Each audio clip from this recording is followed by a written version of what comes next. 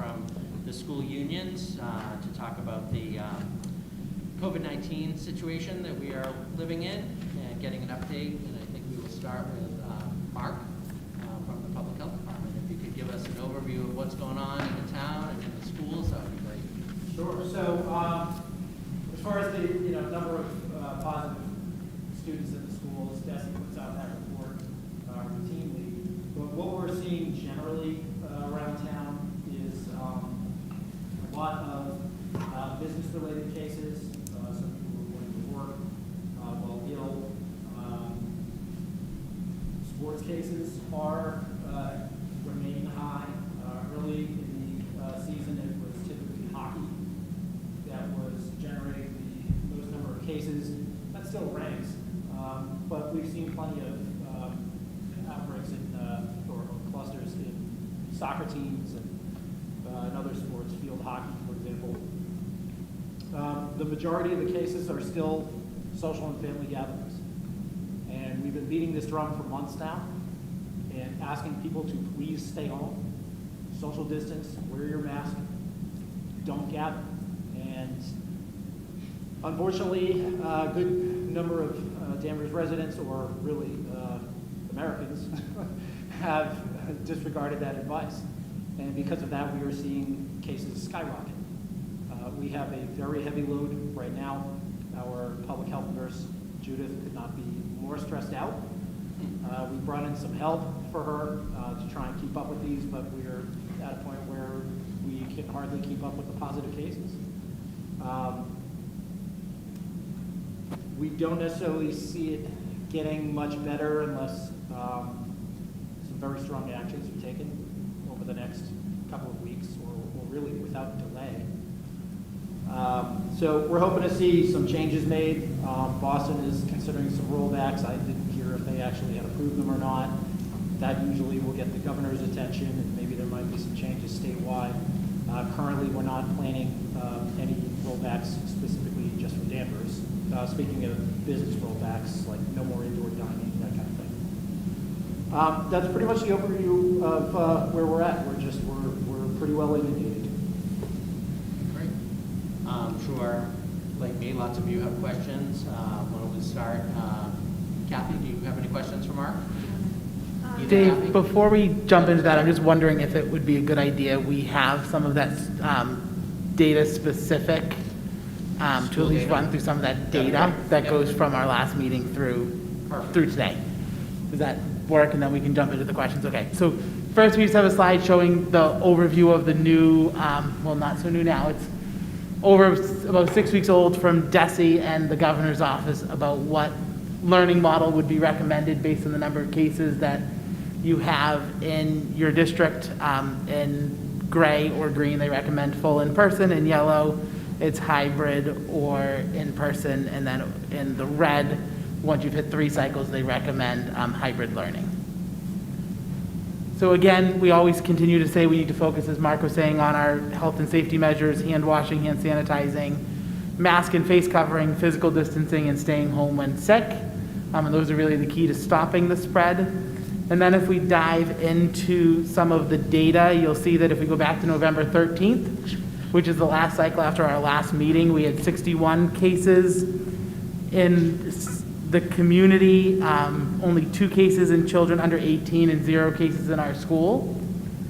On November 20th, that next cycle, we had 98 cases in the community, 17 cases in children under 18 and 1 case in the school with a 3.28% positivity rate. November 27th, 102 cases in the community, 2 in the schools and 16 under 18 with a 4.23% positivity rate. December 4th, it was up to 161 cases with 6 cases reported through DESI. We actually reported 7 cases. There was one that they didn't consider to be in school that we did. So 6 or 7 that week, with 20 cases in children under 18 with a 4.92% positivity rate. And then last Friday, there was 210 cases in the community, 6 in the schools, with 33 under the age of 18 with a 6.82% positivity rate. To date, for what would be the December 18th cycle, we don't have the number of community cases at the time, but we can tell you that we've reported 9 cases to the Department of Ed since that cycle began last Thursday morning, including one case that was a spread within our school from a community member to another community member that we can trace back via contact tracing to the school setting, which would be our first case that we've been able to do through contact tracing so far this year through that process. Again, we continue to keep the staffing data chart of where our staff is coming from and where they are living. You'll see that including Danvers, 74% of the communities are in red, which I think reflects a lot of what you're seeing in eastern Massachusetts. It seems like out west there's still some grays and greens, but out east where the population density is, there are a lot more yellow and reds. And then the last piece we just wanted to cover was staffing constraints. So in a typical year, we have a 3 to 4% absenteeism rate. So that's approximately 15 employees with a substitute pool, which is fairly stable of 15 to 20 people looking for work on a daily basis. Using last week as an example, we had approximately a 7% absentee rate, looking at between 30 to 35 employees, and then actually later in the week, Thursday was 43 employees absent, and Friday was 41, so that's going to bring us up closer to the 8 or 9% absenteeism rate. The substitute pool with the unemployment benefits that are out there right now is very unstable, unlike in past years, and it's a smaller subpool. So our provider continues to look for recruiting mechanisms, but is struggling to increase the size of that substitute pool. And then obviously coverage becomes extremely tight, and we need to start utilizing creative solutions. We thank all of our teacher aides who have really stepped up to help cover classrooms. We have had to close a couple of classrooms due to staffing and close contact, so it's really the tightest that I can ever remember us seeing staffing-wise on a week-to-week basis. And then we do have a recommendation that administration would like to make, but I'll defer to you, Mr. Chairman, about whether you'd like to hear commentary first, or if you'd like to. Yeah, why don't we do commentary and questions first, and then we'll move to that recommendation. I'll go back to you two ladies to see if either of you have questions. No? Okay, great. Kathleen, questions or comments for Mark or anyone?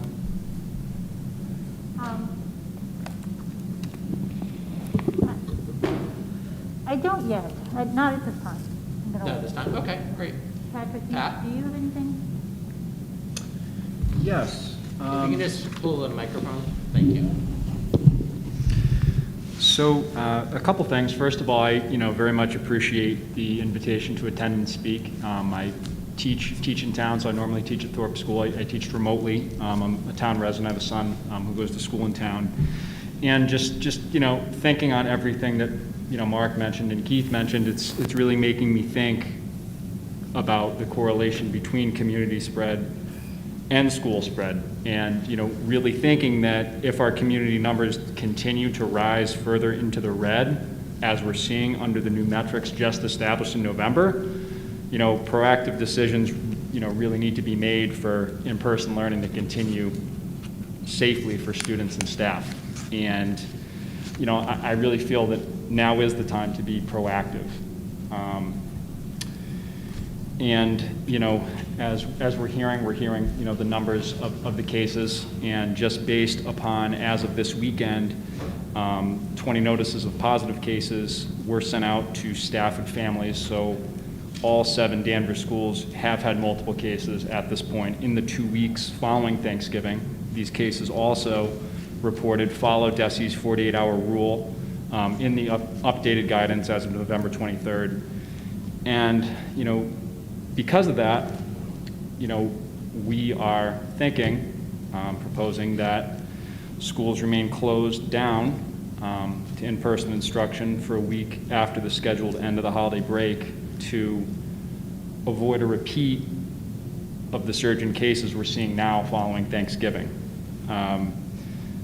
We, as a town, wouldn't be alone in taking such action to modify post-vacation restart rules. I know it's something Beverly's doing, Newburyport's doing, a little bit further out, Westboro and the Pioneer Valley are doing. Just thinking recently, I know Woburn, nearby community, shifted for 1 week to remote learning at their middle and high school this past week due to their positive numbers among students and staff. And, they cited in their letter to the community that they were using community metrics to guide this proactive decision. And, just thinking our concern as, teachers, union, community members is really the safety of our members and students and staff. And I know, the subbing issue had been mentioned. Just thinking that the simple ability to physically supervise classrooms, in addition to maintaining that high quality education, will continue to decline without substitutes. And as more teachers test positive and or have to quarantine, the situation is just going to become more acute, thinking that obviously our teacher aides, our spot subs, and other adults are working incredibly hard as they can, and they're already stretched, to cover absences at current levels. And it just really makes us think about the concern that the likelihood that some of these substitutes, I suppose, will test positive themselves or have to quarantine. And again, one level of concern is for the affected individuals themselves, certainly, but also being concerned that students, teachers, and staff that are coming into contact with these new adults who weren't expected originally to fill an in-class role and aren't pre-tested before they come into this situation could possibly get sick as well. And this type of substitute coverage also makes it nearly impossible to maintain the cohorts that students were divided into originally to control the impact of any single infection. And just in closing, I appreciate certainly the invitation to come, and just feel in closing that the time for proactive decisions to really avoid a surge that we're seeing now is very important. Great, thank you, Pat. Tracy, anything to? You covered it all. All right, excellent. Jeff? Great.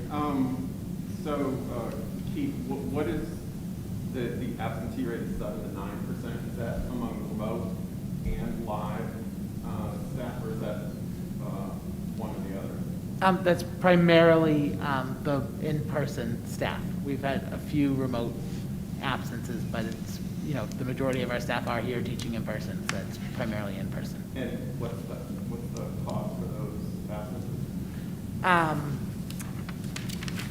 So It's not COVID, is it COVID? it's a combination. So I can tell you for last week, let's just using Friday or actually I can tell you for the week.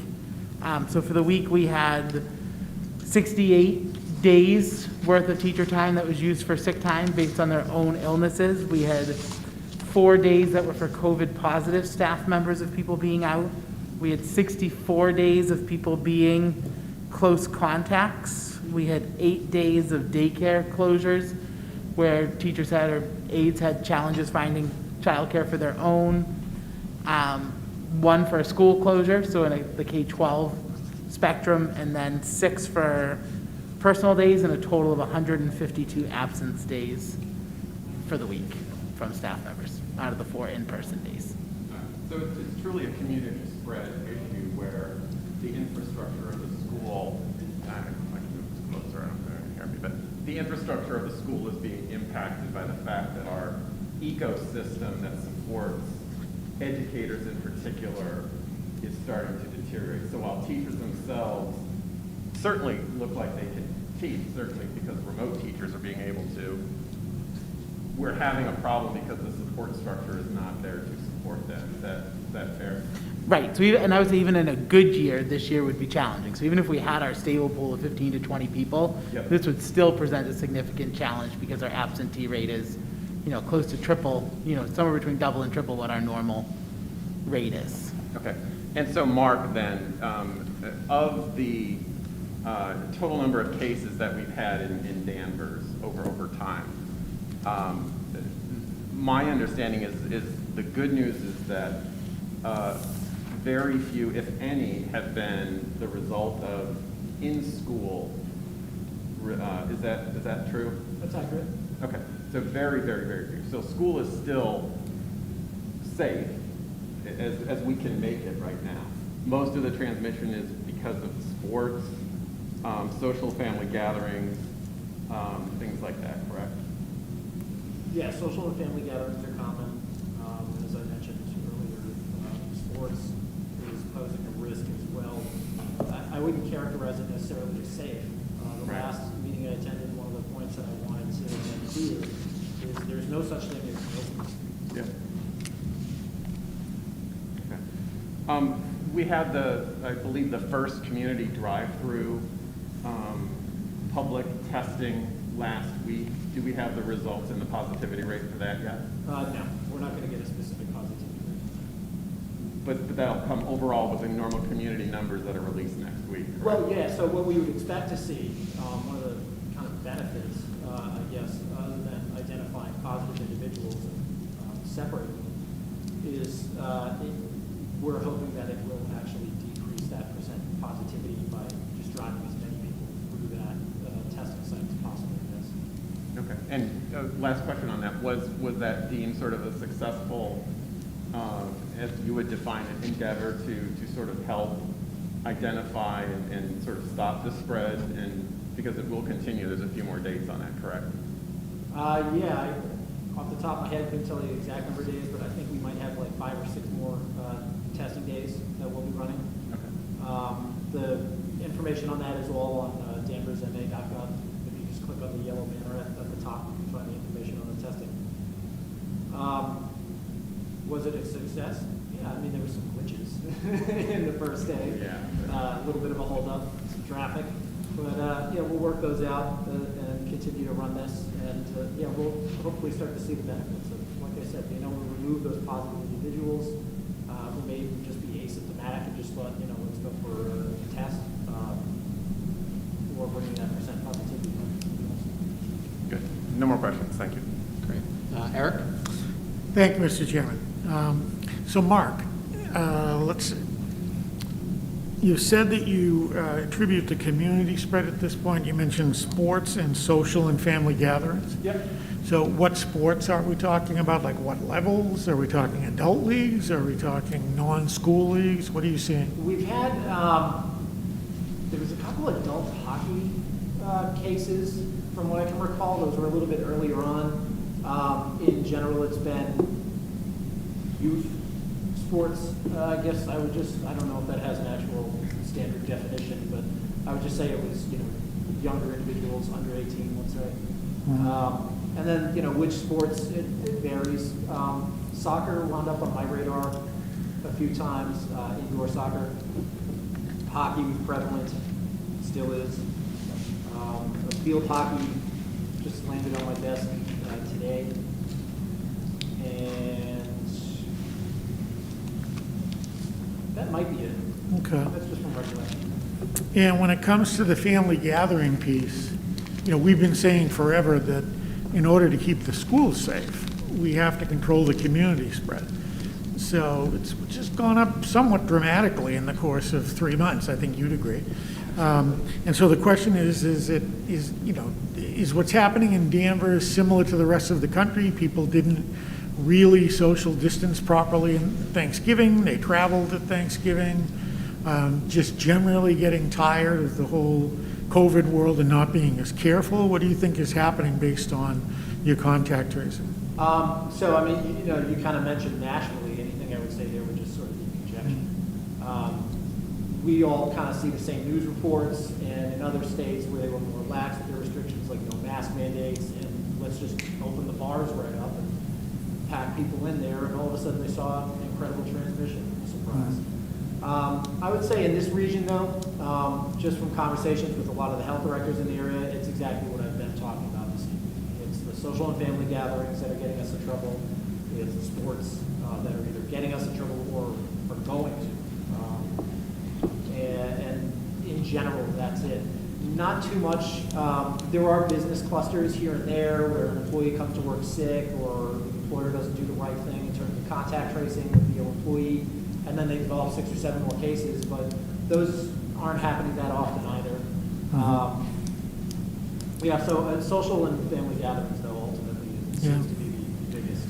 I mean, one of my concerns, and I want to know if you're concerned too, is the closer we get to Christmas, the more there are parties, other social gatherings in a typical year. And of course, Christmas itself. So do we foresee this trend coming down anytime soon? And everybody likes to refer to Dr. Fauci, and he's referring to mid-January as dark times. I hope Massachusetts doesn't see it the same way some other states are going to. Yeah. I don't think the North Shore will see it that bad compared to some of the other areas even in the state. But, you know, we have some tough spots. Danvers specifically, though, yeah, we're going to see a spike. Absolutely. We saw one from Thanksgiving. And, you know, Keith ran through those numbers, and you saw all of a sudden, you know, it just took this massive jump over the course of about 2 weeks. We're expecting to see roughly the same. We are pleading at this point for people to just stay home and to just, it's this 1 year, vaccine is rolling out, just this 1 year. Just please stay home. Call your family, do video calls, whatever you have to do, stay home. Stop visiting friends. If you are going to talk to people, spread out. Wear your mask. That's really all we're asking. That would cut down on a tremendous number of these cases.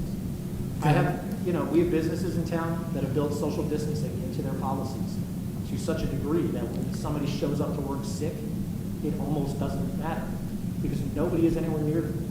So there's no chance for transmission. And that's what we're trying to get the public to understand and to do. I understand it's been a long time and it's frustrating. I deal with it too. But Yeah, of course. I'm not seeing my family this Christmas. Yeah. No, I mean, it's clear that we've got to keep doing the right things and maybe even be more vigilant now that people can't easily get outside as the weather gets colder.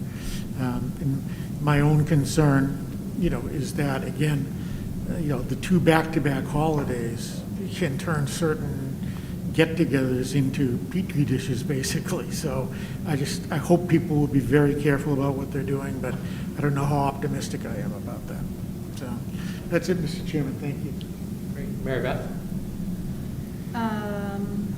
Questions. So when you say, Mark, the spread is through sports, a lot of the sports you're currently referencing are those club sports?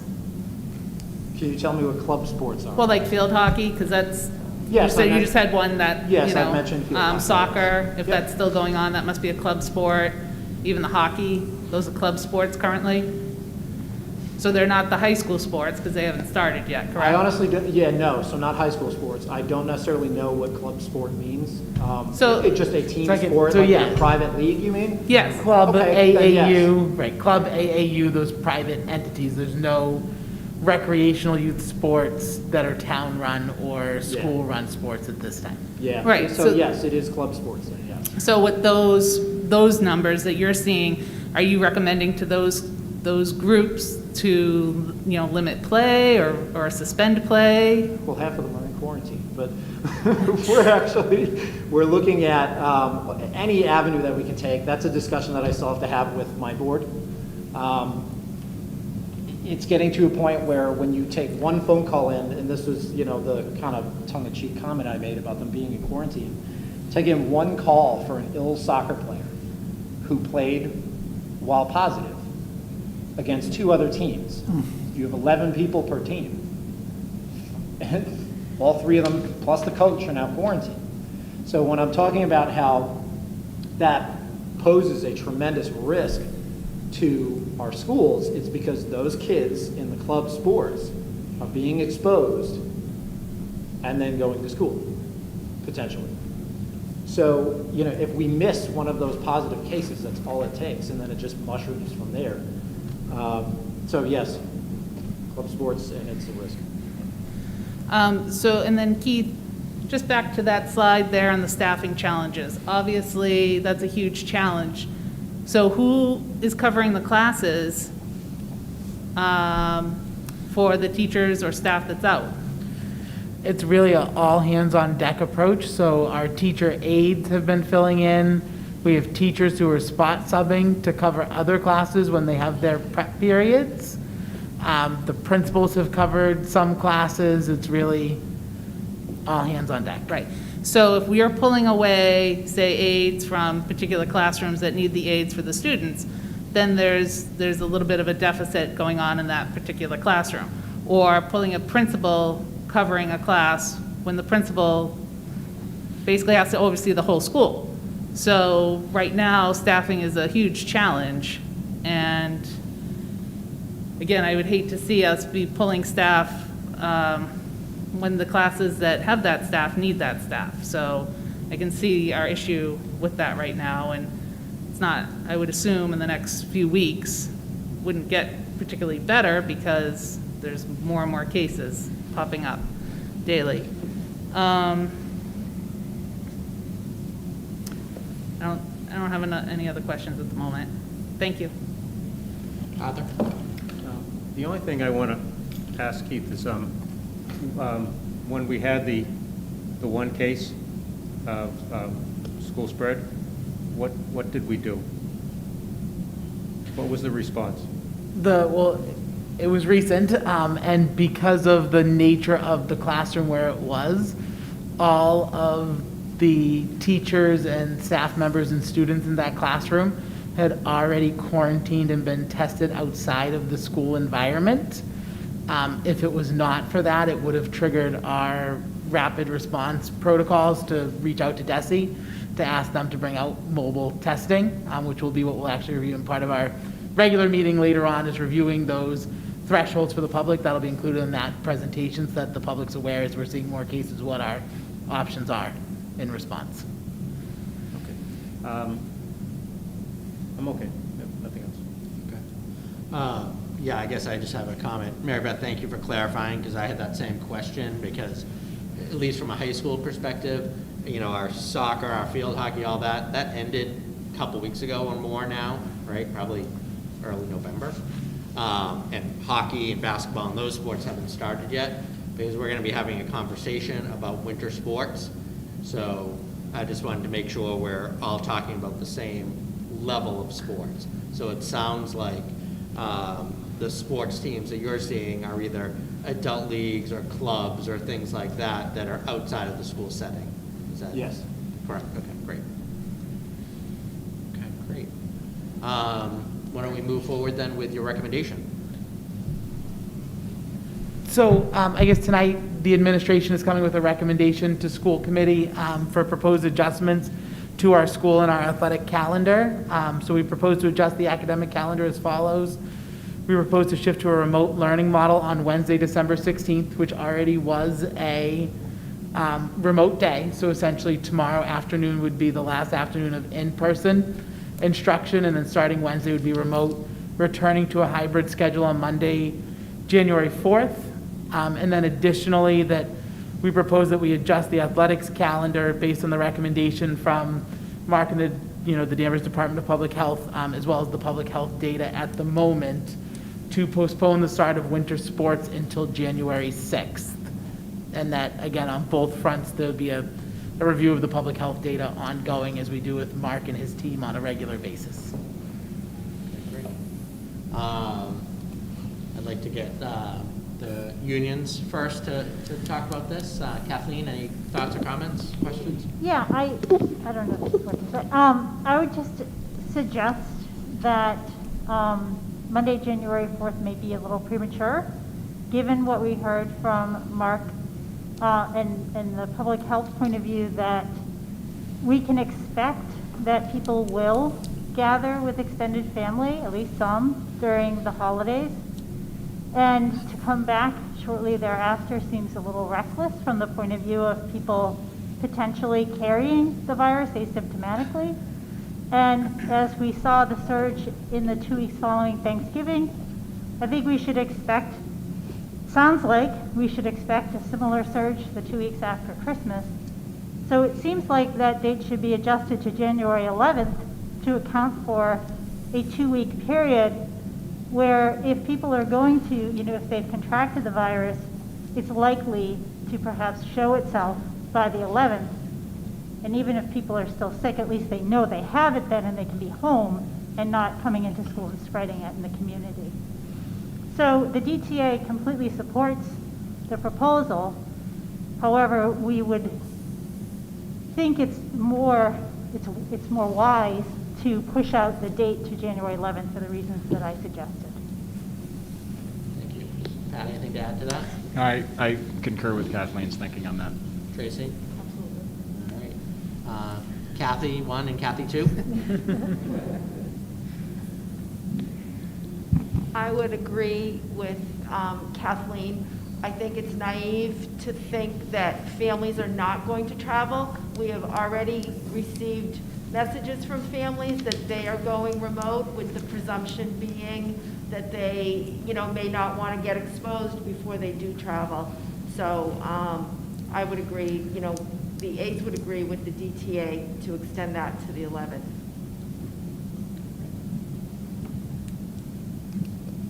So the administrative assistants concur.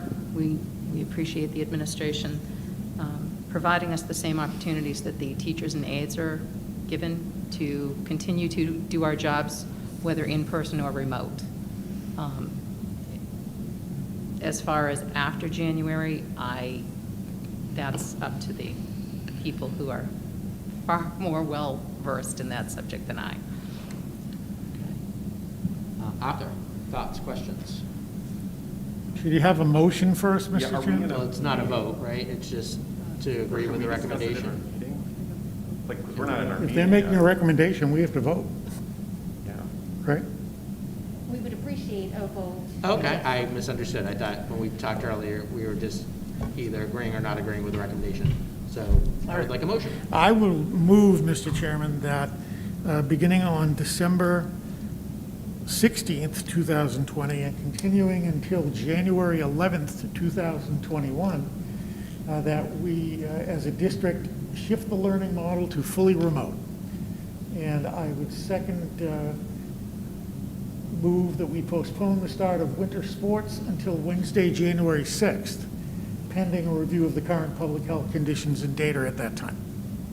Point of order, Mr. Chairman. Are we actually in a session where we're voting now? Have we started our formal meeting? Like normally, don't we? I know. We have the Pledge of Allegiance and everything we need It's to. a good point of order. Yeah, I thought we were in a workshop, so I thought that's why we were going with I the don't know that we recommendation. should vote in a workshop. I think, don't we have to be in a meeting? Maybe, maybe not. I'm We going to have a let our quorum. attorneys I'll advise. defer to the king of the rules, Eric. Wait to the open I meeting? think so. I'll You're- That's fine. I'll withdraw my motion till then. So should we, can we close this meeting and start a brand-new meeting and read the announcements in public and We everything? could do that, or we continue discussion and then move to a vote and discussion during the meeting. Again, I'm going to defer to my attorney colleagues on the proper way to do it. I would think that we would just, our part that we would take up at the actual meeting. Right. Okay. That would be my preference, Mr. Chairman. I'm sorry, what did you say? I would say that our part of this actually should go at the regular meeting. So That's in fine. other words, we're going to vote on it at the regular meeting. I don't think it makes sense to talk about it now and then talk about it again at the regular meeting. So I we would agree. just move it all into the regular meeting. Yeah, my concern was actually our vote several weeks ago to continue in the hybrid was actually made at a workshop rather than a regular meeting. So as long as we take, I'm fine with waiting until the primary meeting at 7 o'clock. That's fine. Yeah, whatever everyone wants to do. But it's we've done it before, and I honestly don't know what the right I don't answer know. is. Yeah. But it's 7:10, so we should be in our regular meeting. Yeah, almost 7:15. So we take the feedback from our invited guests, close our workshop, and then we'll vote on it during our meeting. Is that everyone in agreement for that? Yes. Yes? Yeah. Okay. So does anyone have any comments or questions to our guest or from our guest before we close this session? Well, I have a question. Yep. I'd like to just make another point in agreeing with what Patrick and Kathleen had said. In the substitute situation, aides are being pulled throughout the building, primarily aides. being exposed to cohorts, as Patrick said, that we were not originally intending to ever be exposed to. So not only is that putting staff at increased risk, but putting the whole school community at risk because we are moving throughout the building in a way that was not intended when we, talked about returning to school in a hybrid model. That's a good point. Thank you very much. Mary Beth, do you have something? When we go into our meeting, we going to be able to hear from, maybe if we had athletic questions for Mr. St. Pierre? We can. Yeah, okay. of course. Yep. So Great. Dr. Dana and I were talking just briefly, do we want to maybe transition into our regular meeting? And I think we have 2 special invited guests, so maybe we could do their topics, and we want to be respectful of all of our union's time, but know that you might have an interest in the conversation as well. So maybe we talk to our 2 invited guests, and then we transition letter D under information from the superintendent back up. We'll do that presentation briefly and then enter into that And of conversation. course, allow you to stay, not kick you out for any reason, because it's an open meeting anyway, so I'd love to have you stay. Right, and that way we still prioritize everybody's time who's with us Okay. tonight as guests. So for those 3 of you that are watching at home and heads are spinning right now, we're going to close this session and be right back to open our standard, regularly scheduled school committee meeting.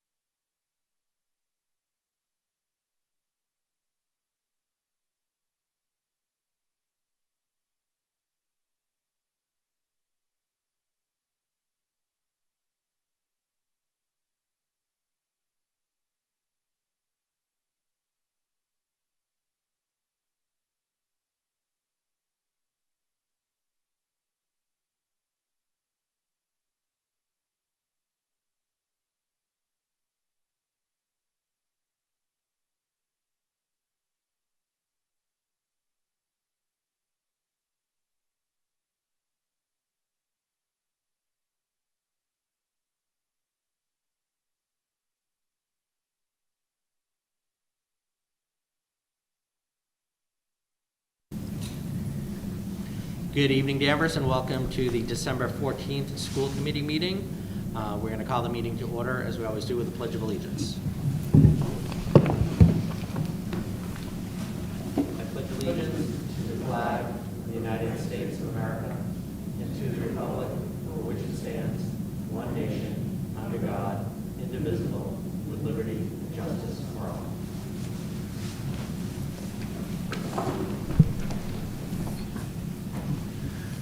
The mission statement of the Danvers Public Schools reads, Danvers Public Schools is a dynamic community of independent learners dedicated to respect, responsibility, creativity, and the pursuit of academic and personal excellence.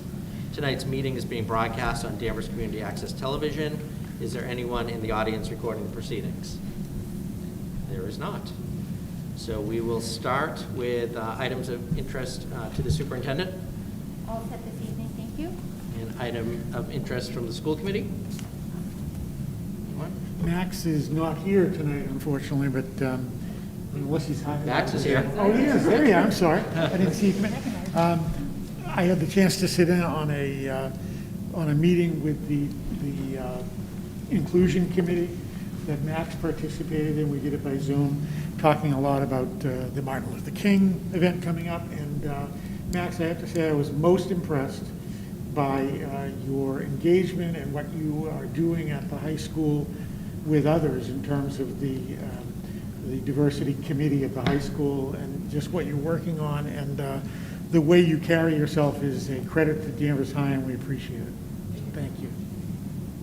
I would agree. He's a very impressive young man. Any items from the community? All right, moving forward, we are going to look for a school vote. A vote from the school committee, I should say. The town moderator has made a recommendation to appoint Wayne Marquee to the Essex Tech School Committee. Wayne has served on the committee for the previous term and is willing to do it again, which we thank him for. Wayne, did you want to come up and talk about your experience at all? Mr. Chairman, let me move that we approve the town moderator's recommendation to appoint Mr. Marquee. Second. All those in favor? No, we needed this. Well, now is when you talk. These rules, they get so confusing. We'll keep it very brief, but thank you very much for your support. I have had the privilege of serving 2 terms representing Danvers on the Tech School Committee. Currently the vice chairman and a member of the finance committee. I'm interested to listen to your discussions in your before the meeting get together. We have similar discussions going on as well, and these are unusual times for sure, and I think we're all working similarly, and we're going to get there. There is light at the end of the tunnel. Just to let you know by way of information, we have 104 students, potential students, who have applied from Danvers for the the upcoming year. And so it's right at the front end of that application process, but to let you know, 104. I think that's actually a little bit less than the year before. It had trended up for a couple of years. I think it's come back down. It's an exciting school, a lot going on. We have a gala event this weekend celebrating the ongoing construction of a small museum center that's part of the campus on the south side. It's a former residential property, and that's been paid for with grant funds and private donations. Half of our student body is off campus at the current time, and that we've been rotating a 50-50 split. Seems to have worked out pretty well. But you have a busy schedule here tonight. I won't take any more of your time except to say thank you very much, and I'll enjoy continuing to represent the town. Thank you, Wayne, and thank you for doing it. It's a lot of work, and we appreciate it. Anyone else like to make a comment? We appreciate what you do, Wayne, and I, for one, am happy we get to reappoint you, so thank you. Yes. So with that, we have a motion and a second. All those in favor of reappointing Mr. Marquee to the Essex Tech School Committee, say aye. Aye. Opposed? None? Congratulations, Wayne, and thank you again very much. And now we have a special recognition we would like to talk about, and I'm going to turn things over to Eric, who is our legislative liaison for the school committee. Thanks. It has been my pleasure for pretty much the last 20 years to, when I give the legislative reports, typically I'm calling Representative Ted Phillips' office, and he or his staff consistently call me back, give me the information I'm able to share with you. And but there's a lot of stuff that has gone on behind the scenes that Ted has consistently shown an interest in the education in this district and gone out of his way to try and help us from everything from the building committees to funding to the issues we had when the homeless were in hotels and dealing with transportation and dealing with the cost of education. Ted has consistently been there, and I was pleased that we could bring him here tonight to properly say thank you for your many, many years of service. So, Ted, I invite you to come to the mic, and maybe you'll give us an update at the same time. You can share your experiences with us, but again, we appreciate all you've done for us. Well, thank you very much, and I want to thank the committee for inviting me. It's something that I very much wanted to do, but felt a little presumptuous to call and say, please let me come for my last month. So thank you for making it easy for me. Wayne said it right. You have a lot tonight, so there really isn't a whole lot of time. But I did want to mention that front and center is a brand new line item in the budget that I assume you've all heard about through your associations. And it may be addressed tomorrow, maybe addressed, well, actually, Wednesday would be the first day we could address it, Wednesday or Thursday of this week. We added a pot of money in just for the pandemic, and it was to be funded in a manner that would put $25 per student and then $75 per student per low-income student. That was a good compromise because many of the legislators that come from very small communities like to see funding per pupil. They tend to get more than the urban areas get proportionately. But then the urban areas say, hey, we have special needs. So it kind of addressed both. The governor surprised us, to be quite frank, and vetoed the money the other day, asking to be able to convert it all into a grant program. Now, that's great for the governor, but not so great if you're Representative X or Y coming from the Commonwealth. So I'm kind of hopeful we'll be able to override that veto. There's a great deal on the plate right now. The governor vetoed many more line items that he normally does or reduce the funding. Not so much in education, but across the board. And we also have this little issue, it's not, I don't mean to even be sarcastic about it. We have to do a police training bill and certification bill, and that is, as contentious as you can find in the legislature.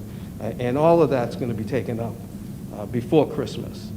And so that's part of the table, but I think that that's the most important thing here, is a recognition that regardless of your vote tonight, I would be fairly comfortable to say there'll be a few more dollars in the pot so that it can help out with substitute teachers, having to have teachers run from one class to the other and whatnot.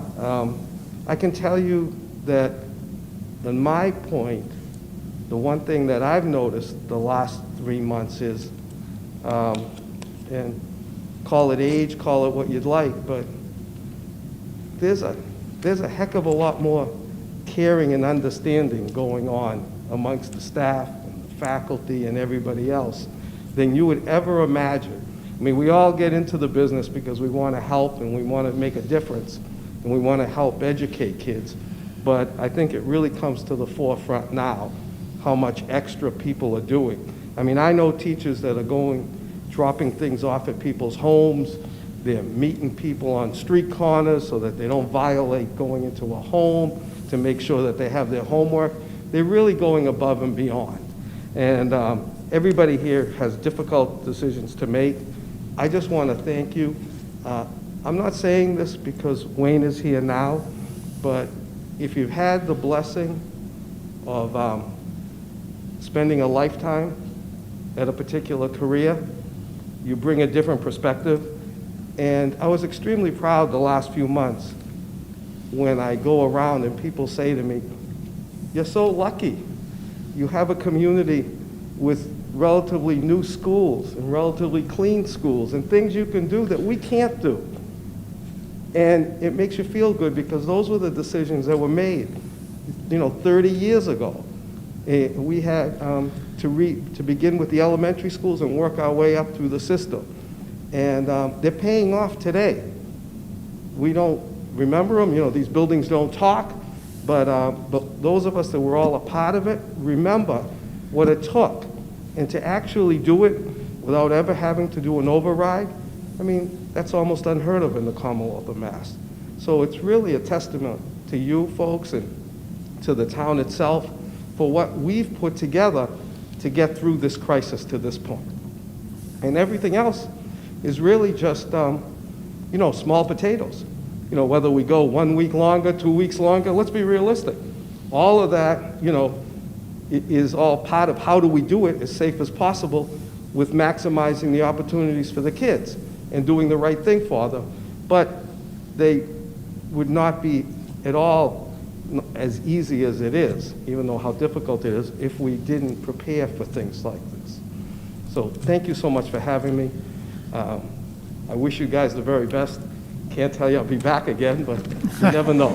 Hey, Ted, Thanks. between the two terms, because you served non-consecutive terms, really. You started quite a bit ago, were out for a while, came back. How many years altogether were you in the legislature? Well, it was 42 years ago I was elected. Wow. And I have to tell you, Mike, just like Wayne, we started out in this building. We were elected town meeting members at 18 years old. And I don't want to reminisce too much, but there was one teacher that I think is deserving, that meant as much to my career as anyone. I've never really mentioned it in the past, but there was a social studies teacher named Ed Gwynn, Oh, sure. who was in the middle school. And he had, I don't know if it was a good judgment or not, but he placed me on a stage to debate the Middle East as a middle school kid. He had to come out and rescue me, Wayne, because I was dying out there. But I don't know what side of the debate I had, whether I was helping Israel or helping Palestine, but we were in that debate. And that kind of said, well, if he could trust me to do that, wow, maybe I do have something. So I will never forget it. Mr. Gwynn, I didn't know it until many years later, but he almost lived walking distance from my home. I lived in the Port as a kid, and he lived in North Salem.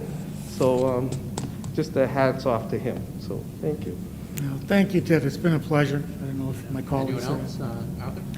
All I want to remind Ted of is that the first time that I met him, I was in 7th grade, and I was waiting out at the bus, and Ted was working at the Holton Richmond at the time, and he was keeping order of all the kids trying to get on and off the bus, and he for some reason said, "What's your name?" And I told him, he goes, "Oh, you're a Greek kid." He goes, "Oh, you might be both of me someday." And I said, "Oh, yes." But yeah, Ted's been around. I would say education is probably one of the most important things to you. Always has been. It was from the beginning, and you certainly have always looked to help us at every step of the way. And so thanks for everything you've done. And now go enjoy your grandkids. I will. Thank you. Mary Beth? No, just want to say thank you, Ted, for everything that you've done for our community over the years. Really appreciate it, and enjoy your retirement. I will. Thank you. Jeff? Yeah, every fundraising event, every social gathering, you're there. And over the past 2 years since I've been on the school committee, you've been to so many things. It is just so impressive to see someone as dedicated to you as the community. Plus, you live up the street, so it's right. Fun, but it's great. So thank you so much for not just what you've done at the legislature level, but just being part of the community and understanding what we need and bringing that back to the larger state forum. So thank you again for that. Thank you. And I think my colleagues have said it all. Thank you very much for your long and distinguished career.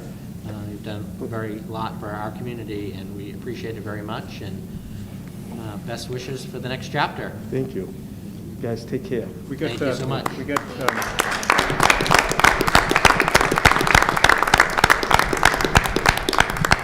Wayne and Ted, half of Danvers Mount Rushmore, I thought you were going to say Wade Right, and Ted's exactly. Excellent Adventure. Yeah. along with Bavaro and Brad Bell. There you go. All right, moving on. Dr. Dana, just want to confirm, are we doing information from the student representative, or are we holding that? Max is able to stay because then we're going to have the senior, our vice president of our senior class also. So we are able to, if you would like to, take out of order on the agenda and move up the educating during the pandemic so we could continue the conversation from our workshop. Perfect, so we'll do that. So thank you, gentlemen, for being willing to stay a little bit later. For those of you that are watching on DCAT now that weren't watching earlier, we had a workshop prior to our meeting where we talked about the current health pandemic with some information from the Public Health Director, Mark Kaleo, and input from our school unions, along with a recommendation from the school administration as to what they'd like to see over the next few weeks here, and we will pick it up there. Keith or Lisa, do you want to go over the recommendation again, just to keep it fresh in everyone's mind? Thank you. Yes.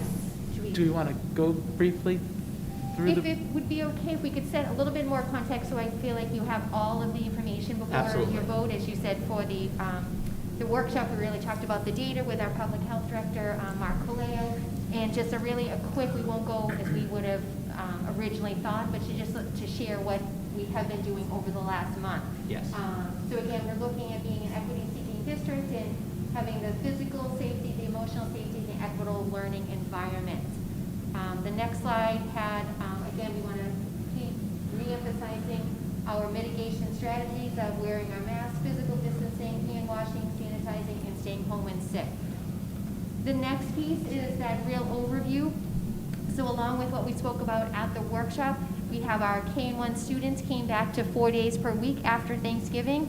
Our administrators worked on plans for snow days, the short-term closures that works into tonight's conversation around the next steps with our recommendations. And then we did share that with our faculty, and we started to share that with our families. Our family covert information updates continue to be updated by our nurses depending on the Mass DPH and the CDC.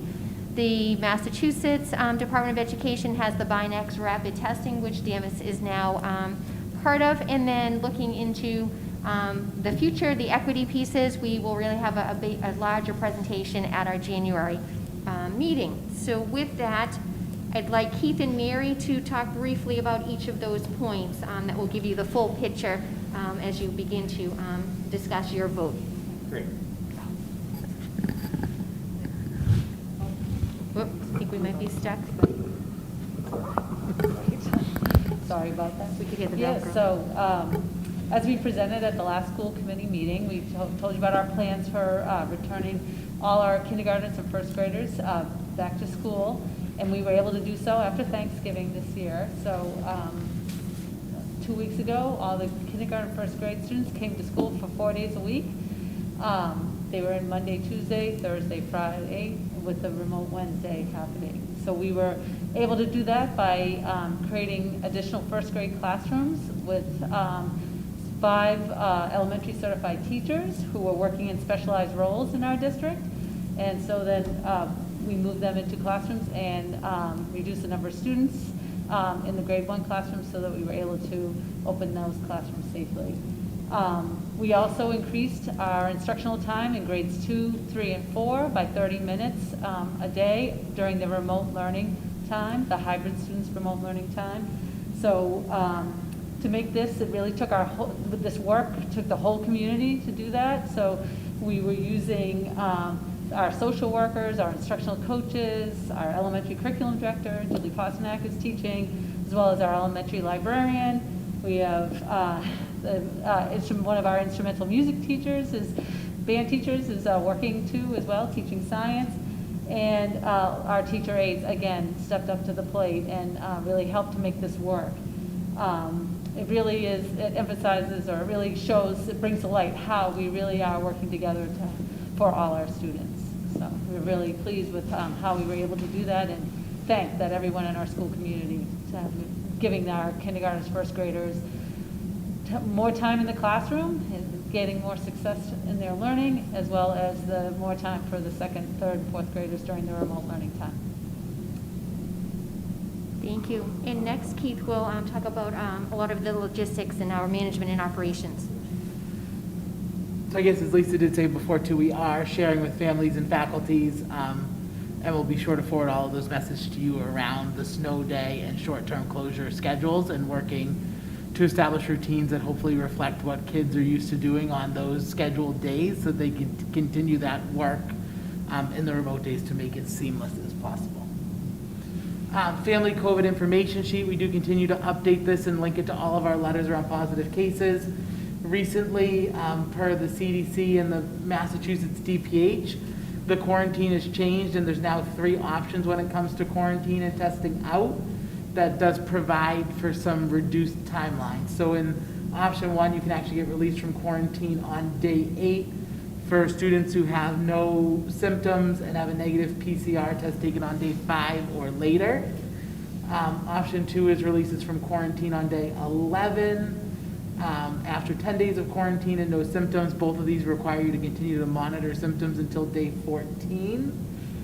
And then option 3, which is students not willing to monitor their symptoms or participate in the process, is still that full 14-day quarantine that was kind of part of that original research. So again, these are policies that are usually put out by CDC.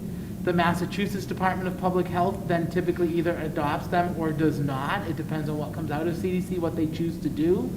And then they get implemented at the local level once they've been approved by the Mass DPH, and we've had time to analyze them and update our policies and information sheets. So that's important for families to know, because sometimes they'll call and be like, hey, I heard on the news this is what CDC is doing. And it's more of a process to make sure it's fully vetted through the state of Massachusetts. Next is there's a new pilot program through Massachusetts that Danvers is participating in that has to do with rapid testing, and it's called Binex Now. So this is put out by Abbott Laboratories, and it's kind of the latest and greatest state-of-the-art rapid test. I think the hope is that it will have similar success rates as the PCR tests do, with the same level of confidence. So this is kind of part of that data collecting as well as being able to do it on site. So these are tests that we'll be able to administer within our school nurse's office for a student or staff who is symptomatic. So this will really allow us to get to those point of contacts in the immediate. We're working with the nurses now on the planning and implementation. We're hoping that an implementation timeline is during January. We are still working with the nurses. Obviously, there's a lot going on in the school nurse's office, so this is something that we're committed to, but is not our priority in the nurse's office. So if they've got 3 other kids that need ice packs that aren't feeling well, they may not be able to do this test for every single case that comes through.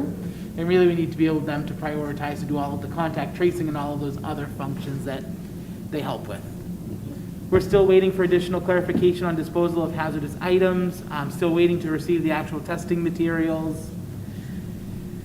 It is a rapid antigen test, as I said. There will be a follow-up PCR test required, which has been part of our policies all along. So again, this is just that first initial screening, but it would not be the only test you need. Faster identification, collection of data to help determine the accuracy. The next step for families is they'll actually receive 2 different messages coming out from Project Beacon. One is a consent form for the students to be tested in school, and the second is a consent form for information sharing with the Mass Department of Public Health. Right now, we anticipate that those messages should come out before the winter break, although it may be in early January if not. So again, we're still waiting on that state timeline as they roll out this process. The second part is the rapid response program, which we alluded to earlier. As we have seen a uptick in cases in the schools, this is an option available to the district that the district is committed to utilizing when we meet the criteria for it. It's a rapid response team that comes out from the state, so it's through Mass Department of Public Health and DESE, what they actually report to the school site to administer tests for schools that have seen evidence of a school-based spread, as well as another criteria about number of cases in a cohort or grade level. So you'll see if 2 or more individuals in a single classroom test positive for COVID-19, that could trigger us calling and asking for the response. 3 or more individuals, or 3%, which is ever greater of a given grade or cohort, or more than 3% of the entire school population, or 2 or more individuals with the same bus test positive. So those are all the triggering events of when we could request that. And that's when the district would look at that if there's evidence of school-based spread. Okay, thank you very much. Bringing this back to the vote for this evening. Again, the equity presentation, we've shared a draft of a timeline of the work over actually the last 2 years, and then the focus work over the fall, and what will happen January through June, and this is a long-term commitment. So we look forward to that presentation in January. The next slide. Again, we continue to take all of our work that it really does focus around our strategic plan and wanting the continuity of our actions that will keep the stability of our approaches for our students in that teaching and learning in our classrooms. And then it brings us back to the slide from the workshop with the recommendation from the administrators that we would propose to have the Danvers Public Schools. We would adjust our academic calendar, that we would shift to remote learning on this Wednesday, December 16th, which is our normal remote day, and add that Thursday, Friday, and next Monday, Tuesday, and then come back to a hybrid schedule on Monday, January 4th. And we would also propose that we adjust our athletics calendar as follows based on the recommendation from our Danvers DPH and the Public Health Direct data, that we postpone the start of winter sports until Wednesday, January 6th, pending review of current public health conditions and the data at that time. Thank you. Great, thank you all very much. So, Mr. Chairman, I would, at this time, I think to me, it seems sensible to do deal with the recommendations in 2 different votes rather than tie them together. So at this time, I will make a motion that we shift to a remote learning model on Wednesday, December 16th, and return to a hybrid schedule on Monday, January 11th, 2020. Second. Okay, we have a motion and a second. Discussion. Eric, do you want to start since you Sure. have a motion? Thank you. I thought we had a good and fruitful discussion at our workshop, including Mark from the Board of Health helping us out, Health Director, in terms of what's happening in town, and certainly with input from the teachers and input from the staff as well, our support staff. And I know that the teachers feel strongly that it would give us a better window of safety if we go to the 11th. And I have to say that I am persuaded that's the right thing to do. And essentially it's this, or the reasons are this. I think that we saw, as so many places have, an uptick in cases after Thanksgiving. I think we've now got 2 of the more social holidays that there could possibly be coming up in Christmas and New Year's, particularly Christmas, because people tend to get together not just on Christmas Day, but for other social gatherings leading up to it. And I'm not convinced that even the experience at Thanksgiving, where we saw this increase in cases, not just here, but everywhere, is necessarily going to convince people not to socialize. We're social creatures. People miss their family. They miss their friends. I get that. And there's a lot of COVID fatigue out there. So to my mind, okay, the 4th is only 3 days after New Year's. We may not identify all of the cases that crop up during the course of the Christmas holiday. You go to the 11th, you've basically got a full quarantine period so that we can, people who, feel sick or test positive during that time, we've got a greater chance to flatten that curve, it seems to me, before we bring everybody back into the schools. The trade-off for that is really 2 in-person days for each group. I don't think that, for that 1 extra week, I don't think that's going to be a hindrance to the educational process. And I think that, I know it may be inconvenient for certain parents, but to me, it's a good trade-off for what I think could be some really good safety results going forward.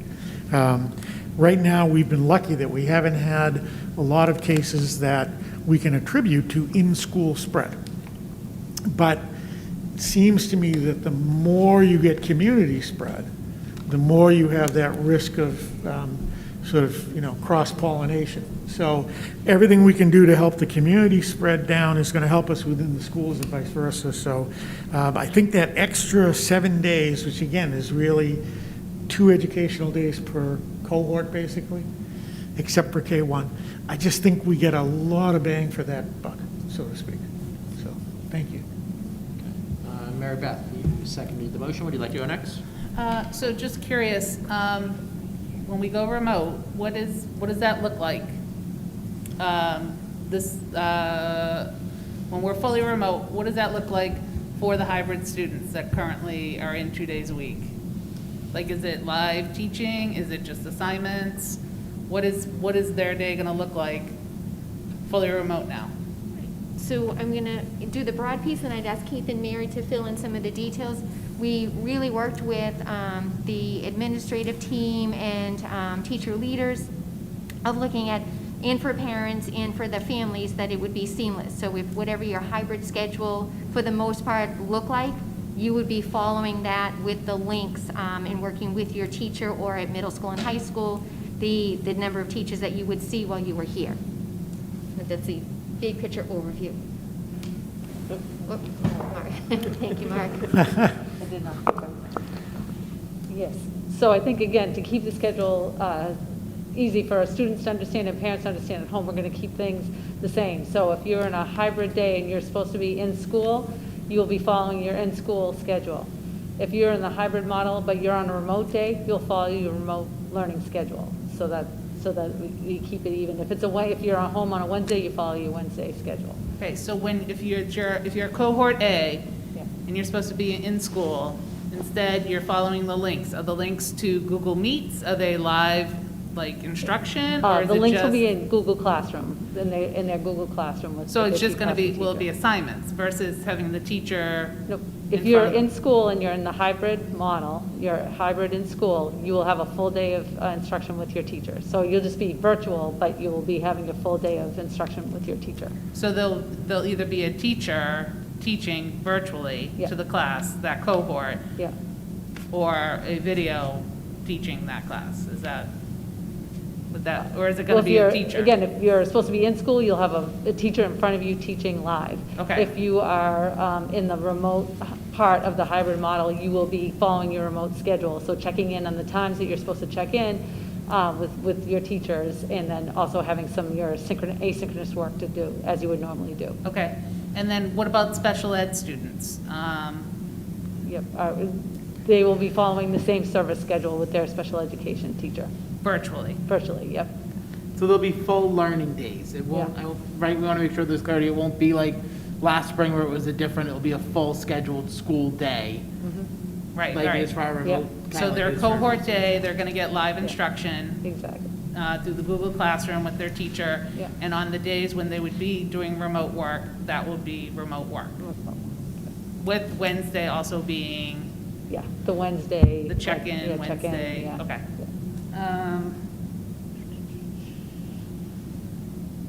I agree with the motion Eric made on going to the 11th just because of the holidays and getting together and people visiting family and seeing after Thanksgiving how hard it was for people to get COVID tests. Places were like booked out.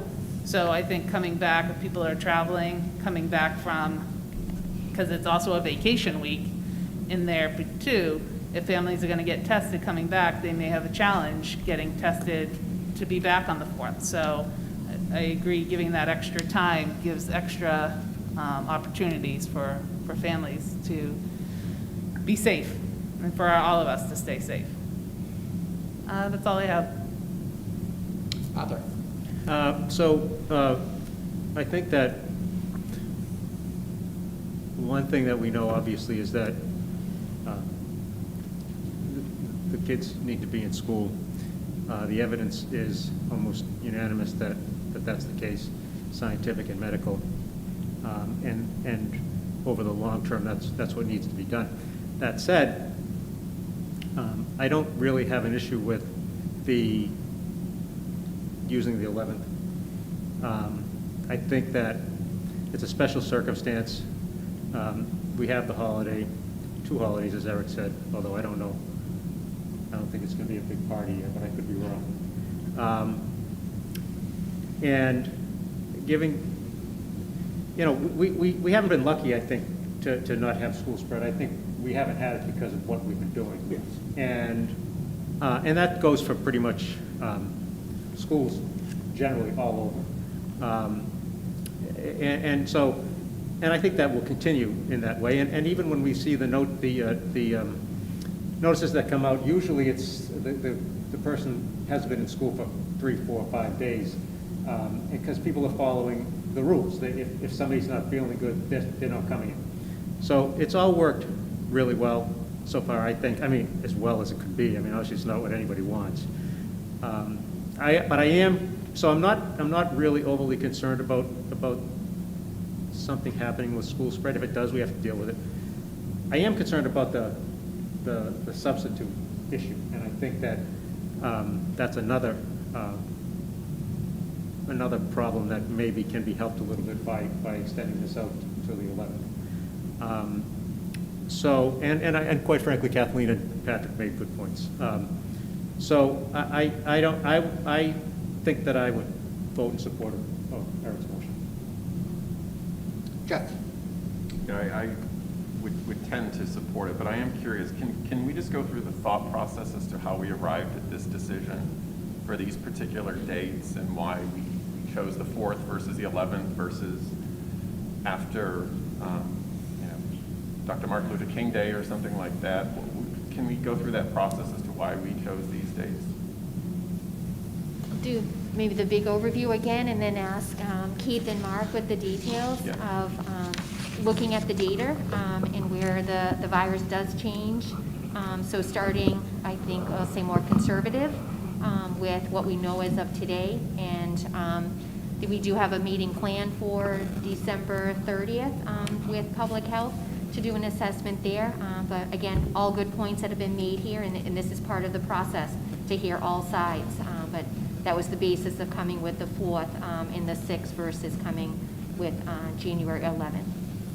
Keith or Mark? I would say, right, the decision about when to start the closure was made, primarily based on the cases that we're seeing and the staffing constraints that we have. And if that trajectory was to continue, we would be starting to look at closing down grade levels or various cohorts of students over the coming days, as we wouldn't be able to adequately staff it based on the substitute piece. So that's how, I'd say, the beginning end of it. But it's not one single factor, right? It's not just the positivity rate or the number of cases in school. It's kind of all of that coupled together with where we are in the school calendar, and all of those factors come together for what the recommendation was. I'd essentially echo that. It was a data-driven decision. The data is suggesting that things are slightly out of control and continuing to increase. And with the holidays, we're not expecting anything to get better, at least immediately. It was, brief discussion. It seems like the right thing to do. The dates make sense. So even if it was the 4th or the 11th gets you, I think that's 14 days after Christmas. So that gets you through essentially a full, quarantine period. A lot of this is dependent on the families doing the right thing. It absolutely is. But the structure is there now in terms of going remote for the 14 days, then just continuing to, message to the school community, to the community at large, to stay home. And the one part I was also trying to get at, so this was not just a decision made by the school administration. This was public health and I'm assuming additional town members had a discussion, or was it just public health? Who else did we consult with? It was the assistant town manager, public health director, director of community Land use services, and, director of land use and community services. Good. Okay, Aaron Henry, I don't know. Trying to work on his title still. He's been here for a year, but still working on it. So it was between all of the town That's what I was departments trying to get at. That's what I'm trying to communicate, which is this is not just, kind of a school committee decision and a few people sitting, in a back room saying, well, this looks like some numbers, what's going on. This is a true community-wide decision that we're making in the interest of the larger community. And I will go back to what I said in the public hearing too, which is, the issue is really the support of teachers and of students by our community to be able to support them, right? And if we don't have that support, we're not able to do it. And so that's just yet another reason to, try to do the right thing when you're having these holidays, right? It's not just, are your kids in school or not in school because of teachers or whatnot. It's the entire infrastructure that we have to support with this. And so, that's why the 4th or the 11th, I'm fine with either. The 11th sounds more reasonable. Are there any concerns with going that extra week in terms of academics or learning or what we would need to accomplish, social emotional issues from that extra week, from going from the 4th to the 11th? And not for 1 week, and I think that's why we continue to talk about short-term closures, so that way we can do that assessment, and so not a major difference with 1 week. Okay. And our next school committee meeting in January is what day? I know, I just kind of jumped. The 11th. The 11th. It is the 11th. So it is the 11th day. Okay. All right. So that might work out well. So I would support the 11th, Mr. Chairman, as well. Dave, I just have one other question. Yep. Keith, can you touch on what happens on a snow day?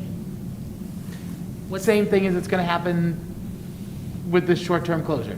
So the short-term closure and snow day schedules will be the same, being that of whatever your normally scheduled day was is what you would participate in.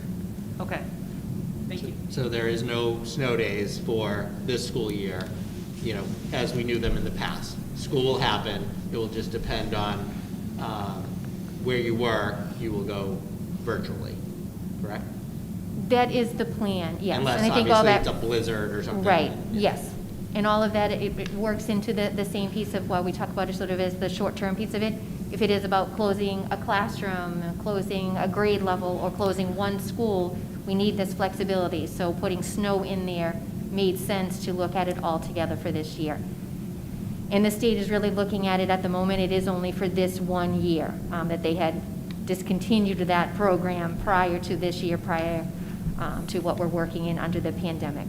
Right, and we do encourage any family or any staff member or student or anybody that foresees a challenge with a short-term closure or with a snow day environment to reach out to us for support, if it's with technology or if it's with logistics or whatever it might be. If it's about Mike and sees the social worker on Tuesdays at this time, make sure they reach out, because we're committed to, having those services continue and supporting families with what their needs are, and staff.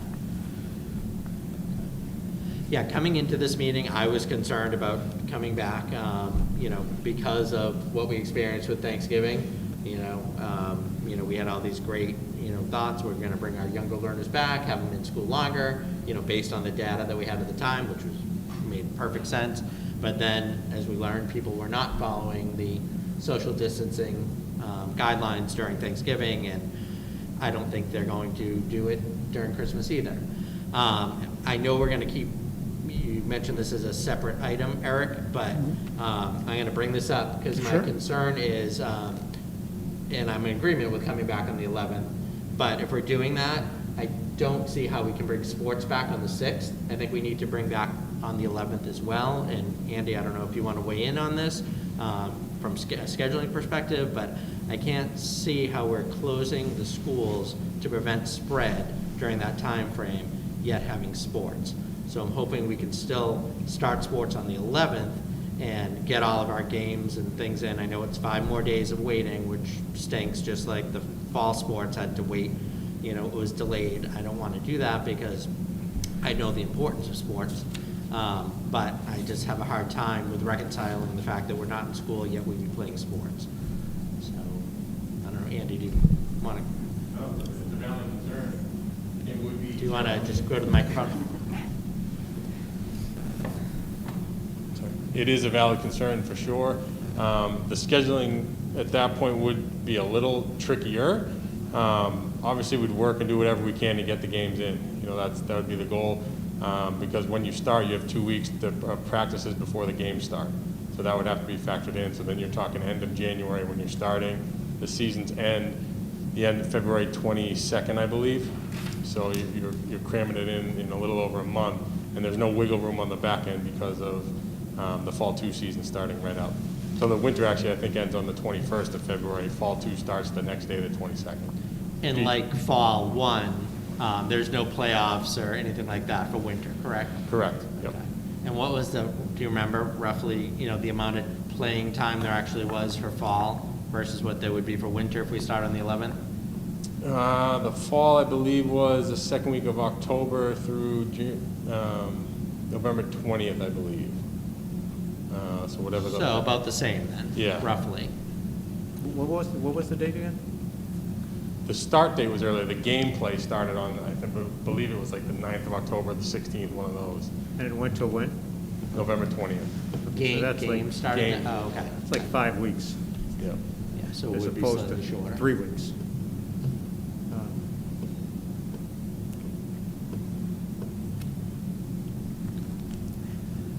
Can I ask a couple questions? Yeah, of course.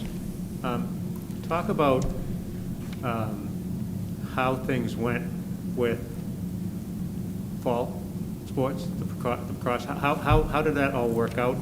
I don't think we had too much difficulty with the virus during the fall, but I think that, what did you see from a standpoint of running the program as far as how it was implemented, what was done, how the rules were followed, all of that?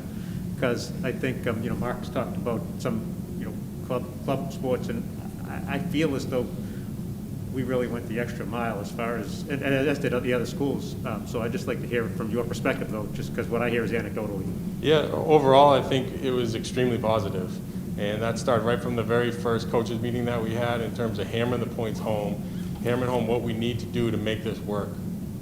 Kids really understood that they need to distance, they need to wear their mask if they want to keep this thing going.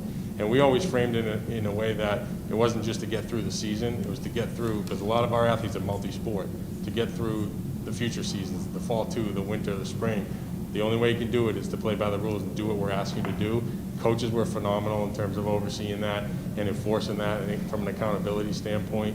And I think across the North Shore, across our league, everyone sort of took that very seriously. Parents, students, coaches, everyone supported it. And I think that's the only way it works. And there's a lot of flexibility. Things certainly popped up here and there, but I think as a group, as a team, everyone came together and figured out a plan and how to move forward and keep this thing rolling forward. And I think that was the best part of the fall. And the kids were just so grateful to be able to do it. If we get the games in 2 months or 5 weeks, we're going to get it in hopefully, and they're going to have a good experience with it. And that's going to be memorable, and that's what's going to really have an impact. So I do think the student athletes did a great job, Andy, so please don't get this wrong. And they did follow all of the rules that we asked them to, but we did have 2 teams that we did have to ask to quarantine based on situations. Is that accurate, or how many? Do you remember off the top of your head? 2, yeah. I believe we had to have 2 teams quarantined based on either a case with us, a case with another school, whatever it might have been. So throughout the season, we did That's what I have remember, yeah. 6 teams playing, or maybe 6 different sports playing, or whatever it was. But just Which that. is going to happen. I mean, there's no question about it. Yeah. What are the other Northeastern Conference schools doing as far as you know right now?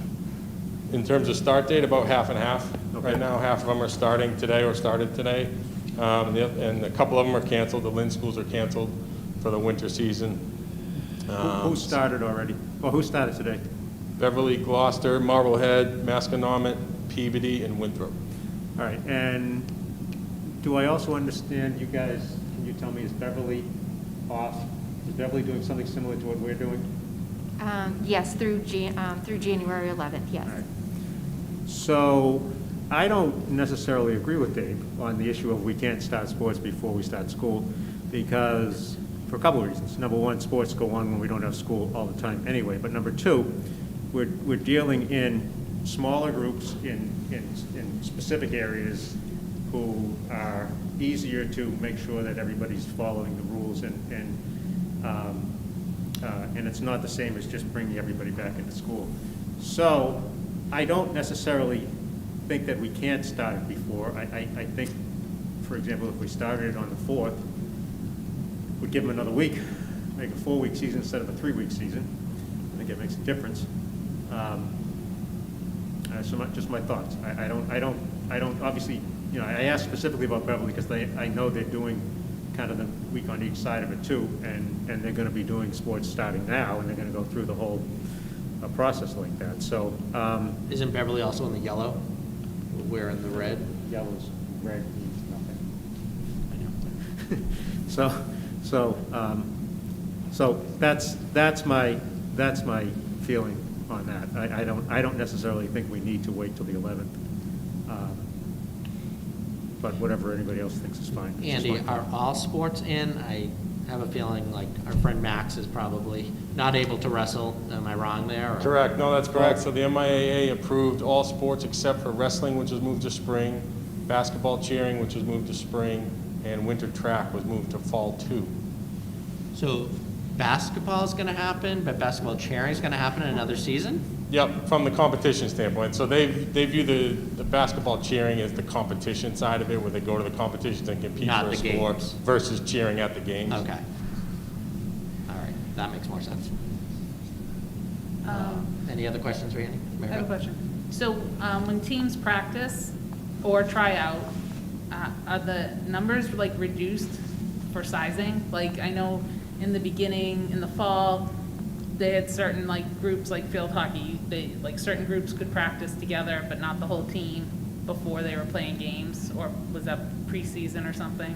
Yep, so they suggest the cohort practice model. So if you can take groups of 8 to 10 and try to practice them together, and then take the other groups of 10 and do that. But you can come together in scrimmages still within the rules, but in order to isolate as best you can, do the different groups. But in talking with coaches, at least in Danvers, everyone was planning on streamlining the rosters for the purposes of the COVID ramifications. The roster sizes have been limited in hockey and basketball, so all the chairs in basketball on the bench, for example, would have to be 6 feet apart. So you have to account for the spacing in a normal game for that. So that all plays into it, but the numbers, I think, would be streamlined to accommodate. And what are the numbers for winter signups for sports? Are we on the same track that we've been on? Do we have more? Do we have less? Yeah, it's pretty good right now. I don't know the exact number off the top of my head, but we have almost all of our teams are fully registered like they normally would be. And typically, we would have started tryouts today. Correct. And then they would have had their tryouts this week, and then the following 2 weeks they'd practice. Yep, correct. And then they would start early January-ish for games, typically. Games, I believe, is January 9th would be the first game date. Yep. But if we wait and delay our start date until January 4th, our teams still need 2 weeks of tryouts and practices before they can start playing. Correct, per And MIAA. then we're hearing from from Mark that mid-January could be when it's pretty bad. That's what I heard this evening, right? Kinda, the numbers would be somewhat bad. Yep. So at that point, has there been any discussion amongst the sports, potentially we might have to shut down, or? No, I mean, everyone's sort of moving forward based on every district has their own data and their own issues that they're dealing with, and everyone is making this sort of decision or has at this point. And, you know, everyone does the best they can given the situations. If a team gets shut down, everyone's fully aware that a school program could be shut down based on the numbers. And I think they're willing to take that risk to go through and have the sports offerings for the kids, and if they shut down, they shut down. Like in the fall, certain teams were shut down at other schools, and they take their quarantine period and they pick up where they left off. And that sometimes puts you playing a game the day you come back from quarantine, but teams did it. And that's sort of part of the sacrifice. It's not ideal, but enabled to get the games in. It's something that my colleagues across the league are flexible and working together with the other ADs and the other schools. You know, if a team can't host because for whatever reason, you know, we can host or find a way to get it in for the kids on both sides. When does fall two start? February 22nd. What happens with these co-op teams? I mean, we have a girls hockey team that's co-op with Beverly. Beverly started tryouts today. Our students couldn't try out. Is that, so Correct. now they're at a disadvantage, pretty much? Yeah, I don't know if I because- call it a disadvantage. They're not able to play and get the practice time in with their teammates. But, Beverly's in the position where they're able to play, so they're playing. Right. And when our girls are able to join the team, they'll join the team. There shouldn't be any penalty in terms of playing time or status on the team for that reason. But the kids are missing out on that playing time. And I know some rinks were closed, like Endicott and Salem State. What has happened with our team's home rink? Where are they going? So a little bit everywhere. Endicott and Salem State are closed more for the connection with the school that they're a part of. McVan Rink in Peabody is open, so we'd be playing we practice there. A lot of JV practices and games would be there. Larson Rink in Winthrop has given us some ice to hold whatever we need, games and practices. Essex Tech has a game sheet for us, and then Talbot Rink up in Gloucester had significant time for us as well. So piecing it together as best you can. Yeah. And how are athletes getting to are we providing transportation, or are they on their own to get there for the winter? Like we normally would for games, Yeah. for away games, and we'd bus them like we normally would. Okay. No locker rooms though, right? Correct, no locker rooms at all. And all the rinks I mentioned earlier is, they all have certain protocols. Their locker rooms are closed down. They have a restroom that the kids can use, one in, one out, but they have changing areas, staging areas. They've reconfigured all the rinks based on their setup and the needs that allow them to play by the new rules and adjust to the modifications. So every rink's a little bit different, but we've had talks and walkthroughs with the different places just to be sure we know the spectrum of the issues there. Right, and then there's been modifications, like teams have to wear masks when playing, right? Hockey, basketball. So there's, again, like the fall sports, there are certain changes to the games for the students, correct, or the athletes, right? Correct, yeah, masks are non-negotiable. The only, the one that I know of right now that can take their mask off to compete is gymnastics because they're considered a low-risk sport. But with that being said, they have to wear them into the venue, around the venue, can take it off when they actually compete in their event and then put it back on. Same thing with swimming. And then in-game for the hockeys and basketballs, they're wearing masks exclusively throughout the game. That's all the questions I have. I do want to thank all the athletes that sent us emails, all the parents that sent us emails expressing the desire for the winter sports to happen. Tonight, we're just discussing when they're going to happen. And I do want to, again, I do understand that this helps the students, their mental health, to have their sport, to be able to play it, and the seniors, that this is maybe their last time playing. I understand that as well. So again, I just want to thank everyone for the emails that we received over the weekend. That's all the questions I have right now. Dave, thank you. Great. Eric or Jeff, do either of you have questions for Andy? Just a question. I'm assuming I think I know the answer to this question. There's no way, is there, to do sort of a hybrid model in this where you do a sort of a soft launch on the season, right? I pretty much know you can't do this in hockey, right? You have to see kids, I think, scrimmage and skills and everything. But is there any way you could do 6-foot distance tryouts in some of these? Start the programs of conditioning, strength training, choose the team somehow in a remote sort of way, not over video, but me to you, and I see what you're doing, skating or whatever. Is there any way to do that, get a soft start going, and then if we are ready on the 11th or whenever, we're not 2, 3, 4 weeks behind everybody else? Are there options for that in some of the sports? Yeah, I would say gymnastics and swimming are two. You could certainly do that because it's about your times and your performances in the events. So you could certainly do that. The other sport, the hockeys and basketballs, would be tough just from an integrity standpoint of the game. Yeah. If they have certain rules that they're going to play the games in, you really want to try to replicate that through the tryout process to see who's ready, who's at the skill level we need to be at to make a team. If you didn't do that, I think you're not doing the tryout period justice. But with that being said, I think all the coaches are willing and able to adjust things and not do what they've typically done in past years. I think everyone's sort of aware of that.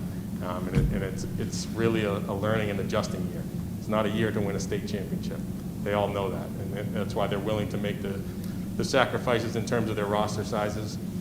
And if there were specific examples we could, or modifications that we could make that would affect their tryouts in order to start it earlier, they'd be more than willing to do it. We certainly would have that conversation. Yeah, I mean, and the other piece I think about, I mean, I know we mentioned the time that the student athletes put in and well-being, et cetera. I mean, I also think about college, right? And I think we talked about this on one of the previous meetings. I mean, to have film available, you know, whether it's basketball or hockey, I think that's still important, isn't it? Or have most colleges who might be recruiting, I guess seniors, it's too late, but if you're going to be a commit as a junior, I mean, you need some film, don't you? Or is that, no, that's been waived and COVID times it's not as important now? Nothing's been waived. It certainly helps, obviously, because you can see that athlete in action if you can't see him in person. But with that being said, in the fall, working closely with DCAT, they were able to film a lot of our games to provide that footage.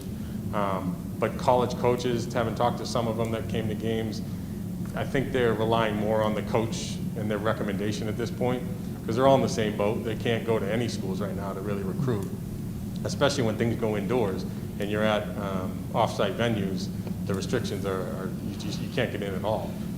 So I think they know that, and I think it's going to affect the colleges for sure in terms of who they let in, how they can evaluate people, and I think everyone's sort of adjusting on the fly. You know, we do the best you can getting the film when you can get it, and if we can get some from DCAT, if they're filming or broadcasting our games, or if we can reach out to the opposing school that we're playing, if they're filming it, we could obtain a copy of the tape. I think there's a good way to get a lot of the action from those sources. Okay, good. And then I had a question for Mark, but you can go ahead, Eric. You have any questions? Do you have questions? Oh, I'm sorry. He's hearing me. I guess I would say it sounds, Andy, like the whole sports program right now, you're dealing with a lot of fluidity. And what you're counting on today may be different tomorrow, depending on what some of the other schools in the conference do. But it also sounds like your coaches and everybody are players, coaches, parents, everybody's sort of adapting to what has to be done to keep the sports going. So Correct, yeah, 100%. yeah, so I'm comfortable certainly with the sports going on for the winter.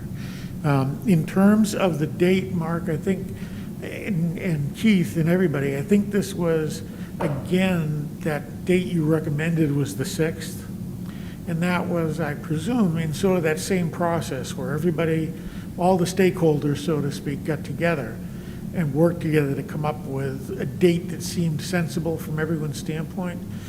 So are you still comfortable with the 6th, Mark, as a starting date from the Board of Health standpoint or the Health Department standpoint? I wouldn't necessarily pick one over the other. They're so close together. It would likely make very little difference. But, I wouldn't object to either one. Okay, cool. Thank you very much. Thanks. I'm all set. Thanks. Dave, I have a comment. Before tonight, I was thinking that, yes, delaying the sports would be something that we should do for the safe and healthy of all the community. Yep. But I was thinking tonight, and after listening and reading, if we were to start the sports now, wouldn't that, because the students in the fall took it very seriously because they wanted to play, so they did what they were asked to do. Socially distance, wear masks, they did what they had to do, and because of that, we only had, we had one case, and the other team, I think, was because they were exposed from another school. Yeah. If we were to let sports continue now, as is this week, maybe that would help the community. Maybe that would help community spread by, they're smaller cohorts and they're practicing and working out together, but because they're being allowed to play now, maybe they would take it seriously over the holiday and the break by saying, I've got to keep my pod small. I've got to make sure that it's safe for me and my teammates. So I'm just thinking the other side of this, and that is just kind of where I'm at right now with this. Because I do think say we delay it, now they've got 2 weeks, 2.5 weeks of no sports, no practices, really can't go anywhere. They might start hanging out with each other on the remote days when they're not, not being live streamed with their class. Because kids are hanging out. They're downtown all the time. They're riding bikes. The other day, across the street from me, there was my neighbor, and he had 7 kids playing street hockey. No masks. That's fine. You're outside. I get it. But if they had something more structured, now, then I think the high schoolers are more responsible. Definitely, if they want to play this sport this winter, that they're going to take it seriously and potentially make it better by doing what they're supposed to do. So that's just my thought. And other schools are doing it. Other schools are taking the extended, before, like this week they're off and they're going back later, but their sports are carrying on. And if there are new protocols, safety at the events and the arenas, and the athletic directors and the coaches are taking it seriously, I'd like to see our teams get a shot at that, but that's just where I'm at right now. Thank you. And Andy, just before you go, I'm pro doing, winter sports. I'm all for it. It's just when we start is my concern. But you had mentioned, the coaches being, flexible, and that was kind of the theme of all the emails we got to, is like, we don't care when, we don't care how, we just want to be able to play. And all the emails were great, and I appreciate those. But is there a required amount of time for tryouts, or, because typically, you have double sessions in the fall, and it's a week, and all of that.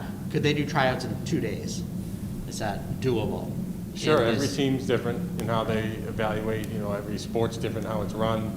Numbers are different per team. Some teams that aren't cutting don't really have a tryout period. They get right into practice. Right.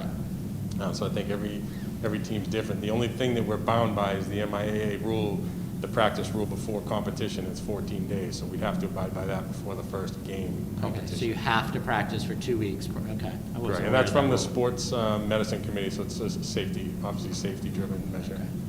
So, because what I was getting at, if, let's say, it was the 11th, and they did a 2-day tryout, they could have a game on, let's say, the 14th, but that's not doable because they have to practice for 2 weeks. Correct. Hey, when are the first scheduled games for the various sports? Are they all into January? Yeah, I thought it was in whatever the Saturday is, by the 9th of January. That was the first competition date. That would be for hockey because that's on Saturday. The following Tuesday would begin the basketball schedules. Swimming and gymnastics are based on the facility that they operate out of. So as the athletic director, are you comfortable with the recommendation for the 6th? Yep. As a start date? And then, again, that's start date for practice, and then games would be 2 weeks after that? Yep, whatever gives our kids the best chance to be in school and get back in school and stay in school, and allow us to have a season. And we can make it work. We'll make it work like we did in the fall. Any other questions for Andy? So if they start the 6th, then they're only missing maybe a week of games, right? Pretty much? Well, for basketball wouldn't start, basketball games wouldn't be until like the 13th or... Yeah, So- I think it's like 2 weeks. So we're missing a week. The week and a half. 20th would be 2 weeks from the 6th. Right, so if the first games are the 9th, you're talking 11 days, give or take. Right. I know you're saying, Arthur, if the basketball doesn't play till Thursdays, well, then they're cutting off 5 of the days that they're missing, so they're only really missing 5 days. Yeah, versus each some one's other sports different. are missing more. And if it was the 11th, it would be the 18th. But you still have to try out That'd be and sorry, the get them 25th. and everything else, so you couldn't even start practicing till that following Monday. Like, even if everything goes perfect, January 6th, it's gonna take you 2 days to do, 2 or 3 days to do tryouts. You conceivably won't start practicing until the 11th.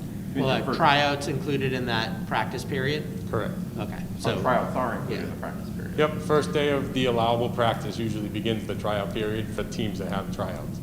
and realistically, these coaches know who is gonna be on their teams, because Yeah, it's You know. in general, I mean, I guess you can kind of go on Careful. past years, but Who's starting? realistically, let's be honest.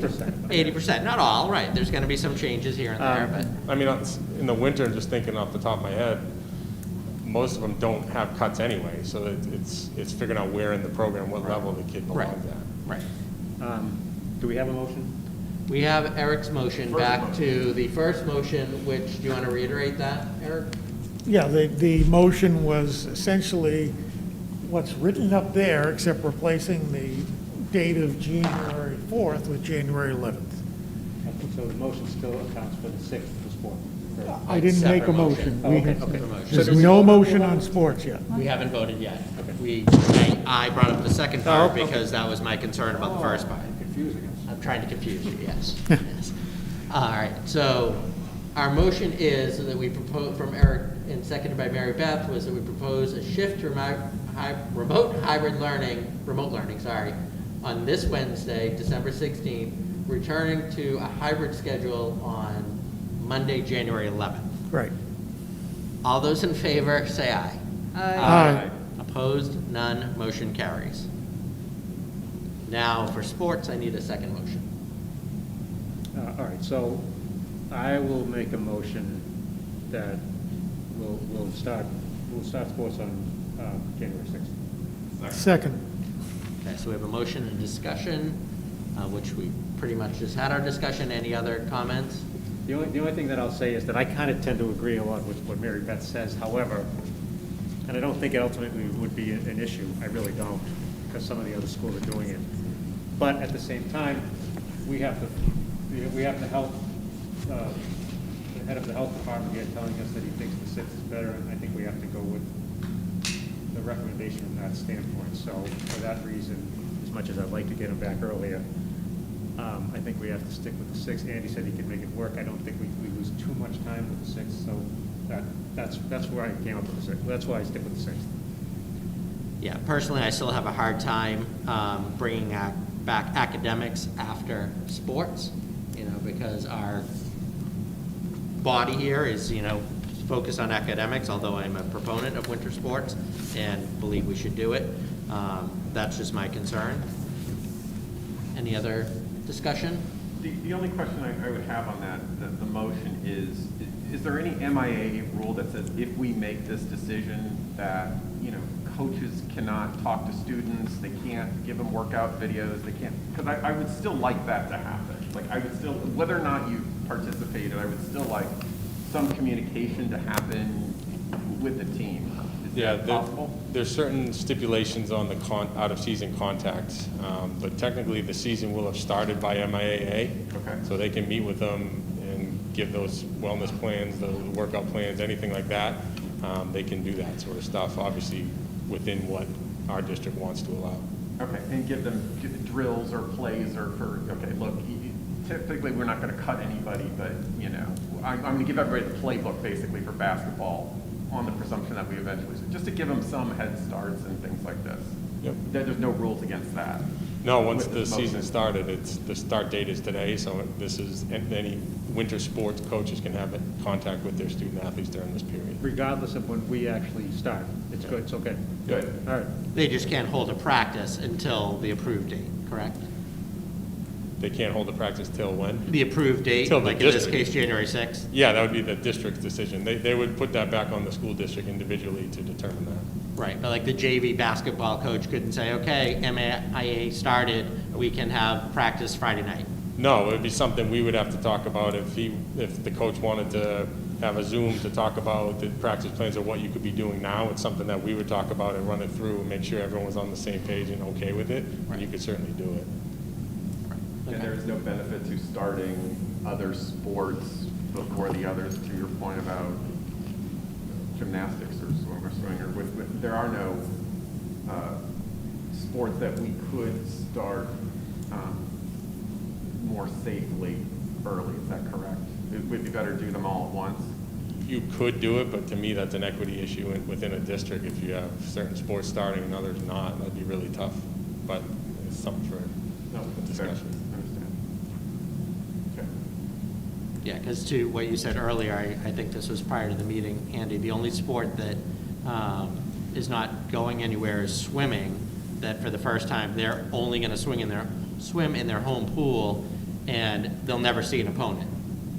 So Danvers will swim at the Y, and Beverly will swim wherever Beverly swims, and. Yep, it'll be It'll virtual just- meets this it'll be year. timed. Gymnastics had the option of doing virtual meets, but the venues chose not to do it. You had the option to do it if you want to, the schools do, but based on the spacing and the numbers of people in the venue, they were okay doing it. Swimming is really tight, especially at the Y. There's not a lot of room for our own team, let alone another team coming in. And even our team as it is, they're going to be in different cohorts of practices just to keep the numbers to 10 or 11 in each practice session. So I think 3 different cohorts. So that'll be a challenge in itself. It's a pretty big team, or has been historically. Yeah, and you couldn't have, just on the deck alone, without locker room access, you couldn't have our own team there fully, let alone another team coming in. Yeah, I think it's a unique solution, and I'm glad they were able to do it, to be able to get the sport in. Yep, correct. Okay, so we have the motion, we have the discussion. All of those in favor of postponing the start of winter sports until Wednesday, January 6th, pending review of the current public health conditions and data at that time, please say aye. Aye. Opposed? None? The motion passes. So just a point of clarification on that. The sports will start January 6th. We are not scheduled to meet until the 11th, so they will start January 6th. Right, they'll start Right, practicing. unless we call a special meeting, they're going to start. Right. And Mark Yeah. has a meeting scheduled with school administration and again, the town hall people on December 30th to review public health data. So if there was a need at that time, we would reach out to school committee to schedule a special meeting after that review of data. Right. Only if needed. And part of the motion was pending review of current public health. So obviously, if numbers were spiking and there was a concern, we would need to meet and potentially vote. put for a delay. Right, we would need to meet and vote. Right, meet and vote, correct. All right, for our special guests, if you want to leave, you've been extremely patient, and thank you very much, and happy holidays. Thank you. Thank you, Mr. Chairman. Thank you. Always a pleasure. Thank you for Thank you, taking so much time tonight. Thank you, Mark. And we are now going to jump back to our meeting agenda and get information from the student representative. Max, if you're still awake.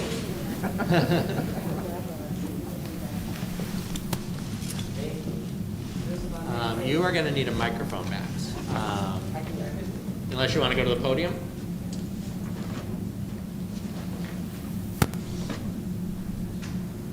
And Max, if you want to move the cleaner and stuff, feel free. I realized when Ted was speaking, it's right there. Hi, thank you. This month, the Anti-Discrimination Club held several meetings further discussing the prominent social cultural issues within our society. Some student leaders actually attended a racial justice and health equity training seminar orchestrated by the Northeast 84 ARC. In this meeting, we discussed the important topic of equity over equality. We were actually able to bring this back to our anti-discrimination meeting and hold a group-wide conversation on this very important topic. Also, in the near future, we plan on cooperating with the Anti-Defamation League in furthering the education of our student body. That's pretty much it. In the next coming months, we have some exciting events. So, thank you. Great. Thanks. Thank you, Max. Information from the superintendent. Thank you. So we're going to stay with the high school theme for a few more moments, and we have invited Dr. Colombino and one of our class officers that Dr. Colombino will introduce, and they will give us our senior year updates.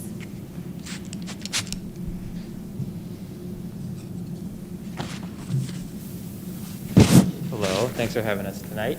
So we just wanted to take a few moments to be able to really talk a lot about what we've been doing for the class of 2021 together with the class officers and the class advisor, Mr. Regis, to give the community some context and background both to the challenges that this pandemic and this year represent for the class of 21, and also the opportunities and our plans to continue to celebrate this very special class at Danvers High School.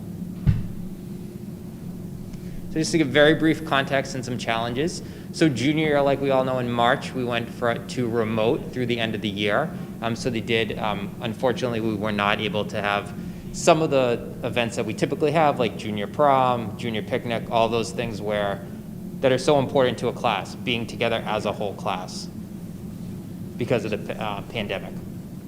Senior year, we've had a successful time with the hybrid program, and Rob will talk a little bit on behalf of his fellow officers and classmates about some of the events we've been able to hold and the creativity that we've brought to this. And just really around the health and safety guidelines around that limit, holding class events in the way that we have in the past. So again, that the big thing that is usually being together as a class. Unfortunately, that's so difficult to do that in person during these times. We acknowledge that, and we continue to work with our class officers and students. Teachers have been amazing too with different ideas and really thinking outside the box to be able to celebrate this class. So without further ado, I'm going to introduce our Vice President, Rob Avola, who's going to be coming up and speaking on behalf of our class officers. Rob, before you speak, I just want to check with our friends over at DCAT. Can you guys hear the people from the podium since their mic is down kind of low?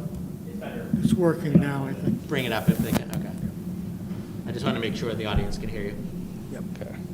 My name is Robert Avola. I've been the Vice President of the class of 2021 for 4 years now, and it's just an honor to show the hard work and dedication that the class officers and I, along with Dr. Colombino, Mr. Emberley, and our senior advisor, Mr. Regis, have all put together. So the opportunities and creativity that we've shown include the class t-shirts with the banner signing and Cookie Monster. We put this together to show school spirit and also give the seniors a way to show that they are inclusive and part of the class. We all got senior t-shirts that everybody loved. Everybody signed the class banner where we hang in the atrium for everybody to see. And then at the end, the seniors got a special treat as we had Cookie Monster come down and give ice cream sandwiches and cookies to the seniors for free. Another thing is Senior Halloween, which was my personal favorite. I've been dreaming of this event since I was a freshman. I always love to see all the senior classes costumes, whether they're funny, just cool. They all put a lot of effort into it. Also, class elections. Honestly, this was the best year for class elections. It showed that we could be creative. We had people do funny videos, serious videos, whatever they did to get elected. Also, Spirit Week and the virtual pep rally. It was awesome to see all the sports that we could not see and attend, and it was a tribute to all of us seniors that didn't get viewers. Also, we have a bunch of fundraising events, such as a calendar raffle that's currently going on in the month of December. We have decided to delay the drawings until the end of the month so we can make as much profit for our class. And the Whoopie Wagon is, we're having them come down. Families are placing orders and then picking up at the end of the month just so they can have whoopie pies throughout Christmas. I ordered some. Perfect. Looking forward to that. So upcoming events and ideas. Cookies and Cocoa, that's been running for all 4 years I've been at DHS. We've had, this year it's just for the seniors. We're all going down, whether it's cohort A or cohort B, the day before Christmas break, and we're all gonna enjoy hot chocolate and cookies. Credit for Life and the class of 2020 luncheon, they go together, so they correspond hand in hand. So it's, the Credit for Life is an informational thing, just for like a class bonding experience led by DECA. And the class of 2021 lunch is we're gonna have food vendors come out during the Credit for Life and then provide us with food. The yearbooks, same as every year, but we're gonna hope to memorialize the class of 2021. Graduation that's currently scheduled for June 12th, 2021. We hope by the end of the school year that we're all able to be together, whether that's cohort A and cohort B, all mixed into one. And stay tuned for the prom, senior barbecue, cruise, and reception. Prom's a tough one with the logistics. We hope that we could get both cohorts in at once, but that's obviously might not be possible. Senior barbecue is a big one since we missed the junior picnic, so that's a special event. Cruise and reception, that's obviously for senior week. I'll say too, Cookies and Coco's now, Cocoa will be rescheduled for January, but we will not forget about it. We'll still make that special for the seniors when we come back, but with our quicker start to the break than we thought, or not to our break, just transitioning to remote learning, we'll make sure that that's special come January for everyone. Yes, I think we all caught that when that slide was up there. We want to make sure that the seniors get that. So this is just the class officers. This year especially was special because we've never had 5 officers, but it actually helps out a lot just because we get different ideas flowing in, different perspectives. Myself and Dylan Driscoll are both in cohort A, so at least we get to represent, and if the class has any questions, they come up to us. And then Tommy, Ashley, and Liana are all in cohort B, and they kind of represent that cohort. And then some things that we've done weekly class officer meetings with advisors and DHS administration, and that's helped out a lot because that gets all of our fundraisers off the ground, and we definitely couldn't do any of this without their help. And special thank you to other class officers, Mr. Regis, and definitely not forgetting Dr. C and Mr. Emberley.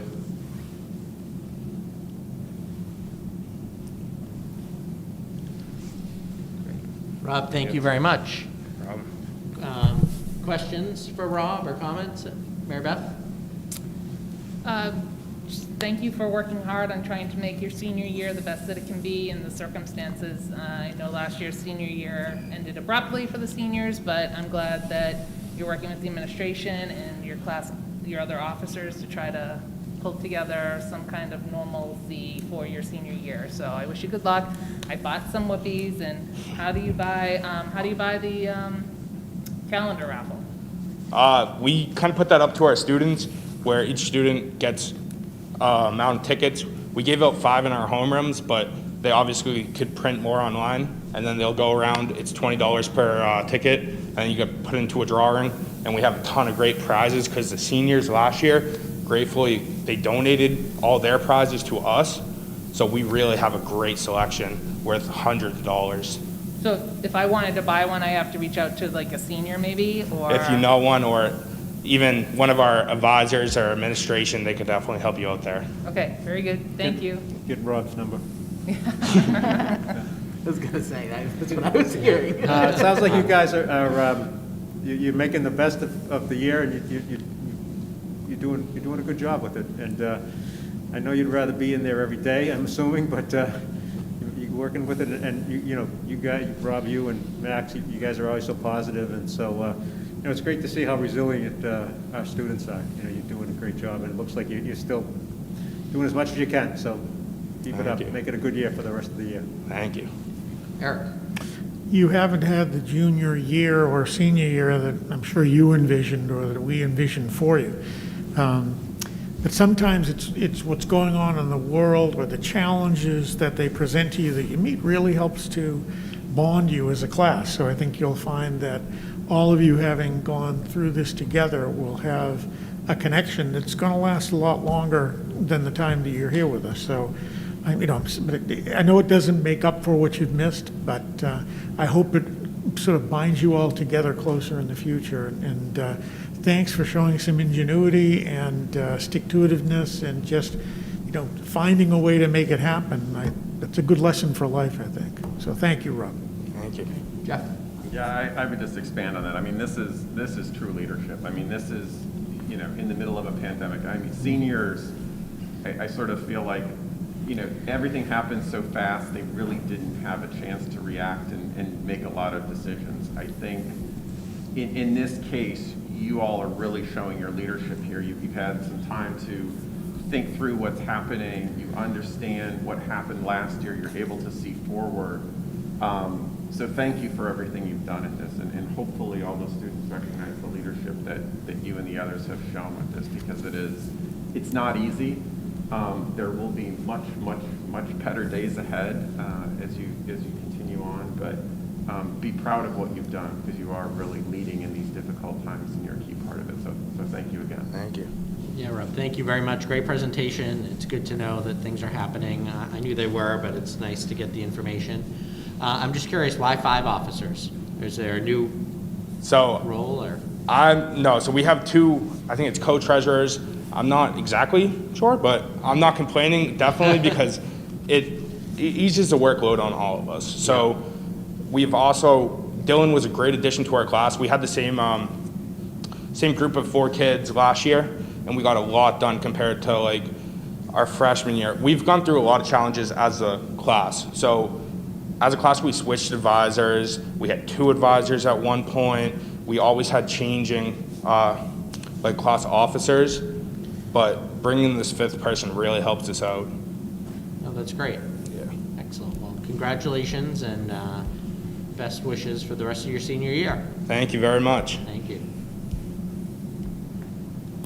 All right, Dr. Dana, back to you. Great, and thank you, Max and Rob, and for being here and staying with us so that way you could present tonight. Thank you. Thank you. Next on the agenda, we have our introduction of our Director of Technology and Technology Integration. So I have the pleasure of introducing Jim Sullivan. Jim has been with us just a short time now, but has been very busy so far. Started today off with a Google outage and supported the district through that, working through our phone system one day and intercom system at the Smith School, so very involved already in our district in supporting us. Jim is coming from a wealth of experience in public education with K-12 experience. He also has college experience, and most recently working for a collaborative in heading up their technology department. I'd like to read what Jim wrote in his school spring under his profile that really sums up his experience. Jim is a certified education technology leader who his goal is to be goal-oriented and detail-oriented. He has years of hands-on training and experience as a technical service provider and systems manager. Jim has been trained with a body of knowledge defining the skill areas critical to today's educational technology environment.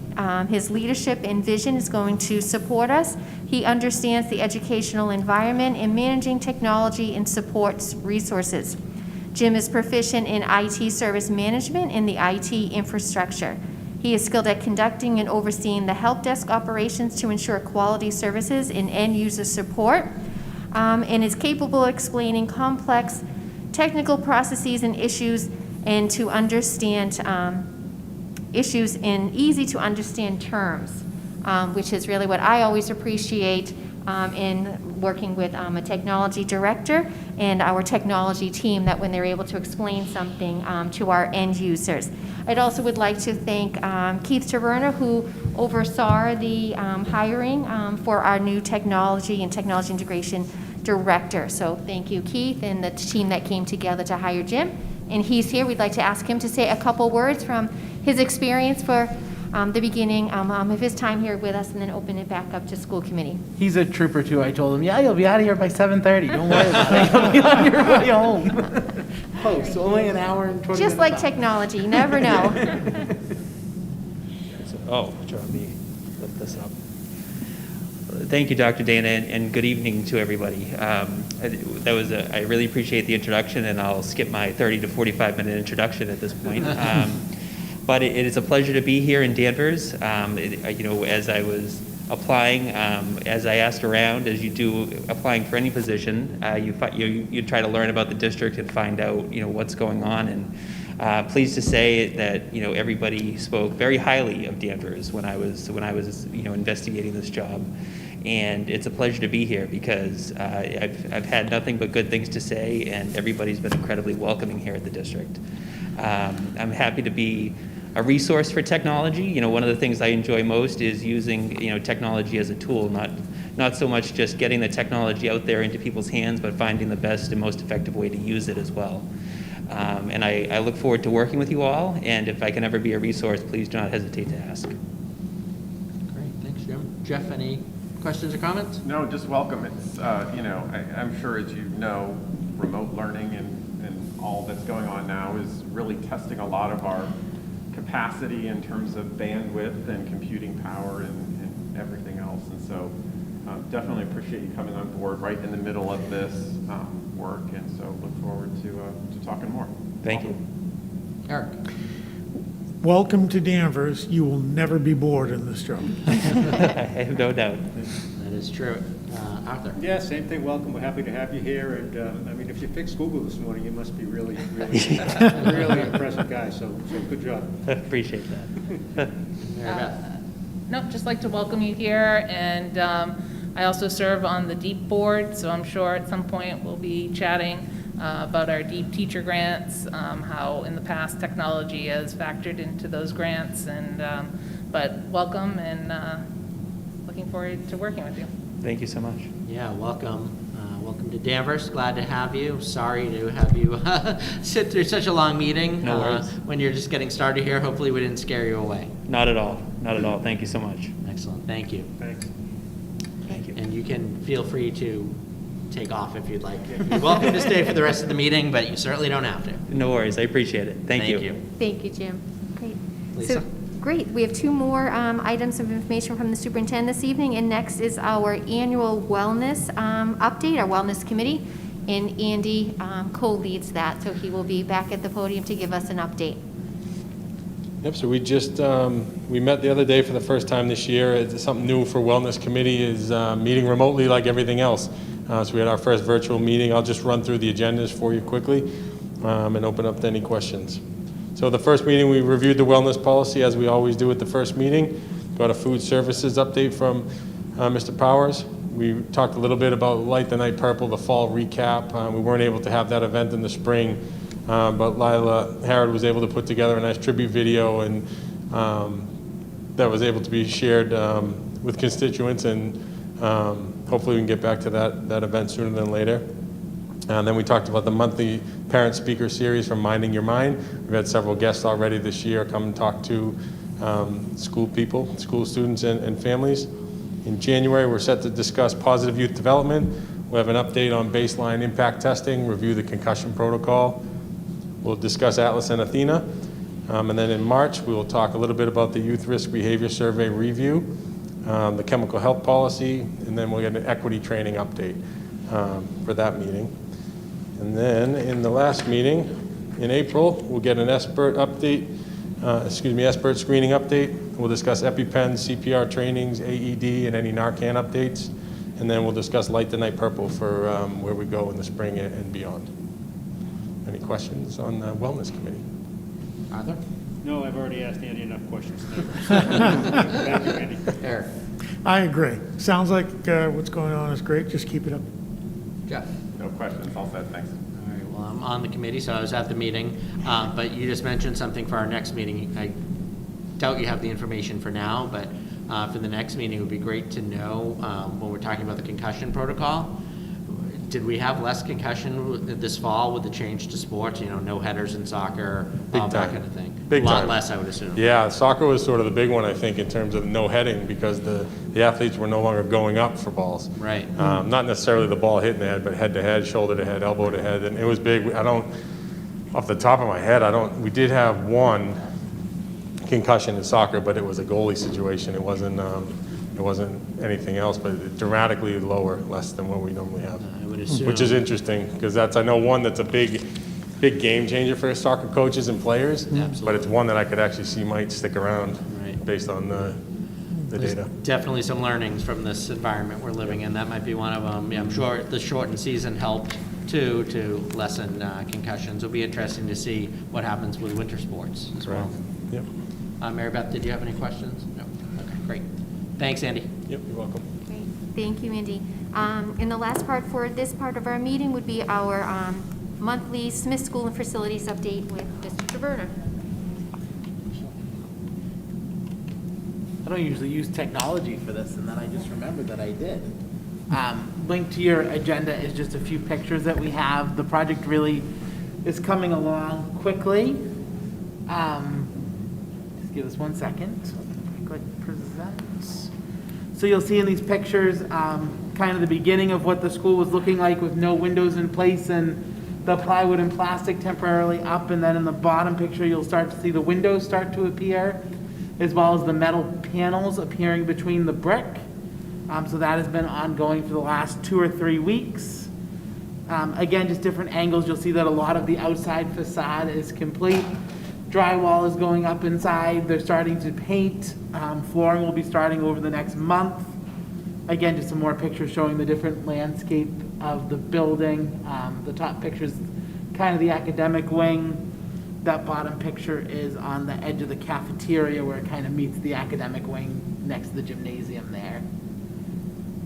And then just a quick time-lapse video that we through, it's called Ox Blue camera that we have.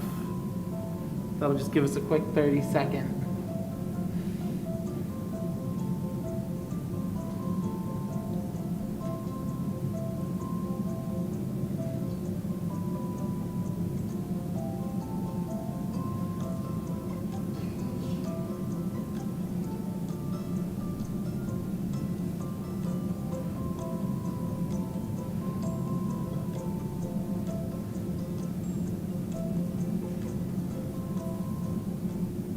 I feel like on rainy days I need one of those like CBS or Fox people from the football games, right? They go out and clean the lens.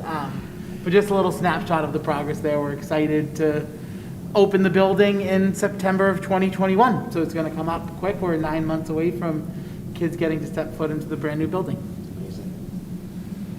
We've been talking about it for so long, it's amazing, 9 months away. One quick question, Mr. Chair.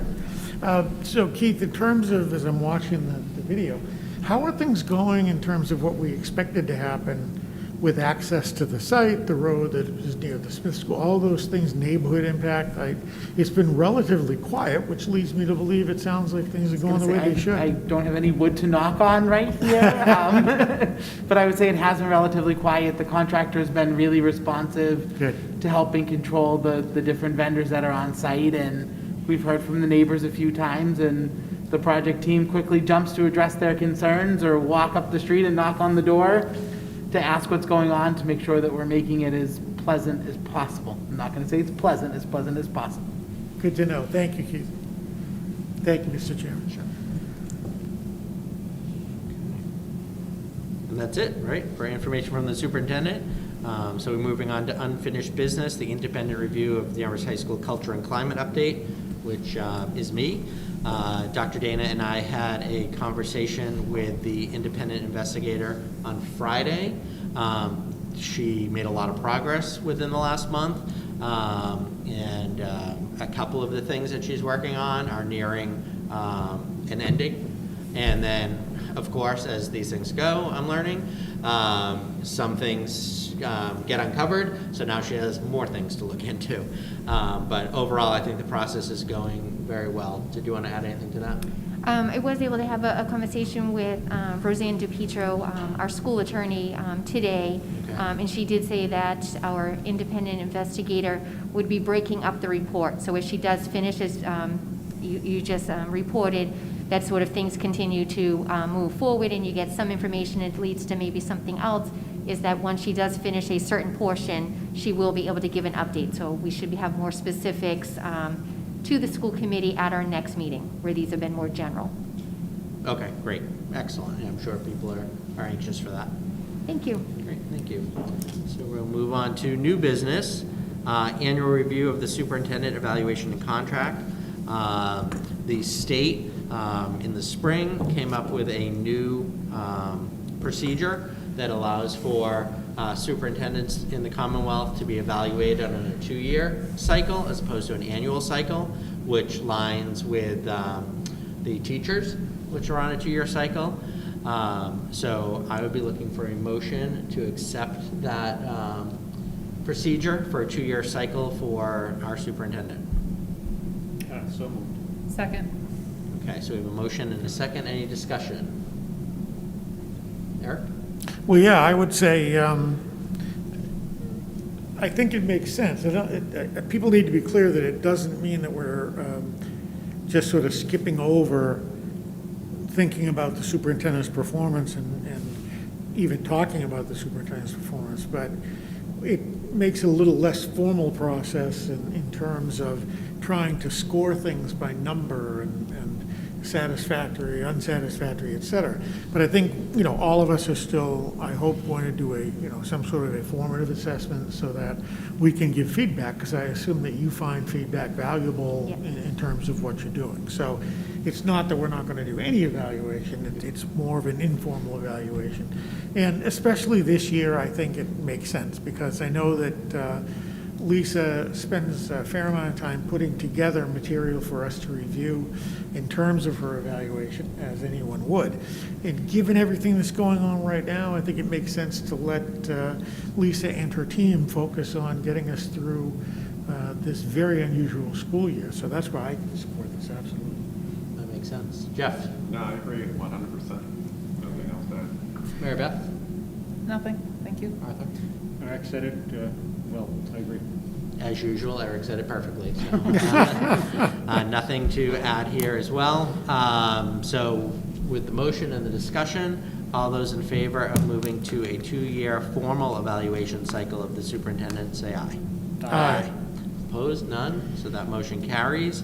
And in terms of contract, we will meet, I believe, in executive session prior to our next meeting in January, and then discuss during our January school committee meeting in terms of a new contract for the superintendent.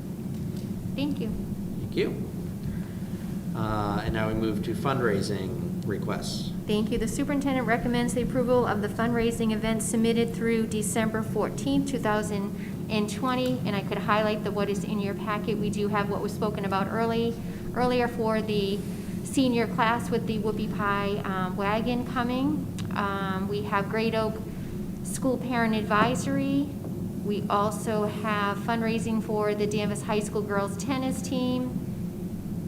And also for the class of 2022, a fundraising request. And the last one, in the Highlands PAC fundraising request also. Those are in your packet this evening. So moved. Second. Motion and a second. Any discussion? Hearing none. All those in favor of approving the fundraising requests, say aye. Aye. Opposed? None. The fundraisers pass. On to communications. Dr. Dana? Thank you. We have, each month we put our North Shore Education Consortium. This month, the annual report has been completed, so that is up on the website for the consortium. We've also linked it to the agenda. And I think one piece to note is that Danvers is about sort of the 5th and the largest amount of students that attend. So we sort of look at sort of the Beverly, Peabody, Gloucester, Salem, and then Danvers. So it is really a wonderful resource for our community. Great. Deep, Mary Beth. Deep just hosted a virtual downtown tree lighting for the Danvers. I want to thank DCAT, Danvers Cares, East Boston Savings Bank, all town departments, Santa himself for helping us pull this off. It was a great event. Unfortunately, we weren't able to do it in person this year, but the virtual program that was on Saturday night was a great program. Thank you, Ben, from DCAT for doing the editing and putting it all together and hosting it. It can be viewed on the Danvers Community Access Television YouTube channel. I believe it's still up. And Deep just wants to wish everyone happy holidays. Our monthly meeting is taking place this Wednesday. For more information, visit supportdeep.org for more information. That's it. Thank you. Thank you. Danvers Cares, Jeff. Great. Yeah, last meeting was last week, Monday, December 7th. Lots of program updates, including the youth group plan, HRMS poster campaign. DHS did the holiday cheer doesn't come in a bottle, which was filmed last week, so that should be good. Student-led anti-discrimination club, which we discussed, the downtown holiday festival, and Minding Your Mind events as well, which were discussed. The next school committee meeting, I believe we were supposed to have the Danvers Cares yearly presentation, correct? Yes. So we yes, will be doing that as well. We'll have a larger presentation overview. Great. I will be here in January. CPAC, Dr. Dana. Thank you. CPAC has this Thursday, as we've turned many things to virtual this year for professional development or for parent workshops. We have December 17th will be the virtual workshop with the Federation for Children with Special Needs, and this is our annual Basics Rights, Understanding the IEP. So on the Danvers CPAC website, I'm sorry, not their website, their Facebook, they do have the registration link, and we have sent that out to all parents, and we'll do a reminder on this Wednesday also. Great. Policy, Arthur, as far as I know, we don't have an update, right? Because we haven't had a meeting. Okay. Eric, Danvers Human Rights and Inclusion. We mentioned this a little earlier. the November meeting would have fallen on Thanksgiving, so that was canceled. But the subcommittee, the education subcommittee, has been active, and we had a very productive meeting on the Zoom forum last week. And again, I would say most of the planning right now is around the schools collaborating with this committee for a Martin Luther King event. It certainly won't be, it's going to be a virtual event, probably involving video and music, and will be run, I think, with the help of DCAT ultimately. And We run everything with the help of DCAT. Yes. well, at this point, it's, you know, it's a visual world. Yes. So, you know, it's unfortunate we can't have the same event we've had through the years, but sometimes switching it up can add a little energy to it too. So this will be different, but hopefully people will enjoy it as much. Lisa, is there anything else that was covered that you want to add, or no?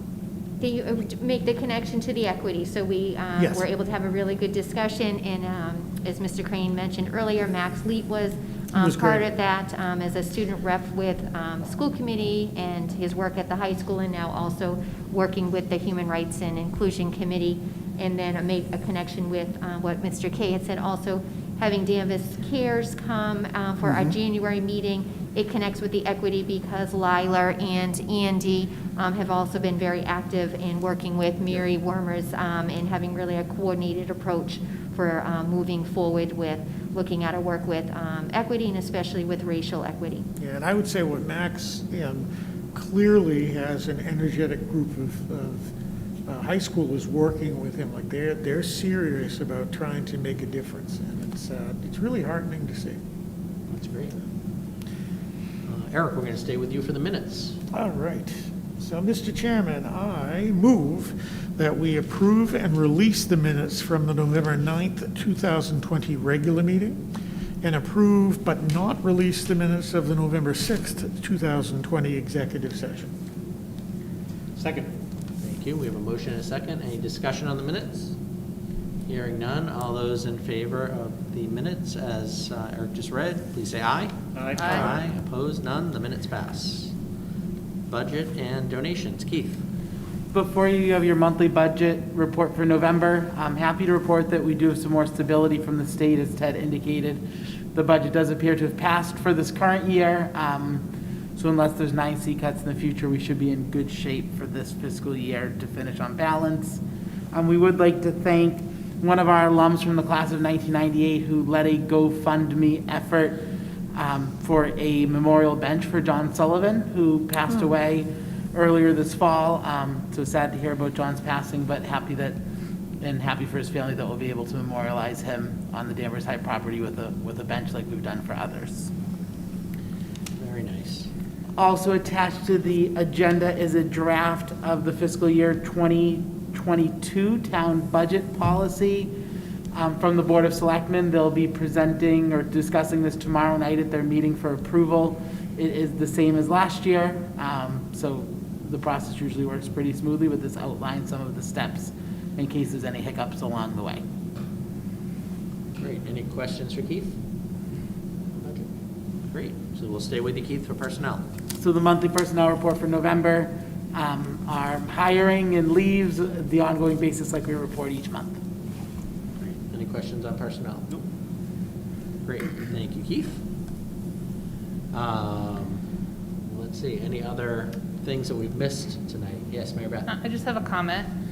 I just want to remind everyone in the community that's watching, everyone that has sent us emails, we're all volunteers up here. We all have full-time jobs. We're all on this board because we want to do what's best for the kids in the community, the families. We're doing the best that we can during this pandemic, and we're all trying to be safe and safe for everyone and the health and welfare of everyone. I just want people to remember that. And again, come February, if you want to run for this board, pull the papers, because if you want to make a difference, try to run for the board, or at least try to come to the meetings. I'm just, this is hard on all of us, and I just want people to be aware that we're not just making decisions based upon what we want. We're listening to the guidance of the health department, teachers, administration, and families, and we are trying to do the best for everyone. So I just Wanted to put that out there tonight. And happy holidays, everyone. Very well said. Thank you very much. Okay. Our next meeting is on January 11th, the same day that we will be returning to school in our hybrid model. And I believe that is it. I'm just looking for my favorite motion of the night. Motion to adjourn. Second. All right, and I assume all those are in favor? Aye. Excellent. None opposed? Motion passes. Good night, Danvers, and happy holidays.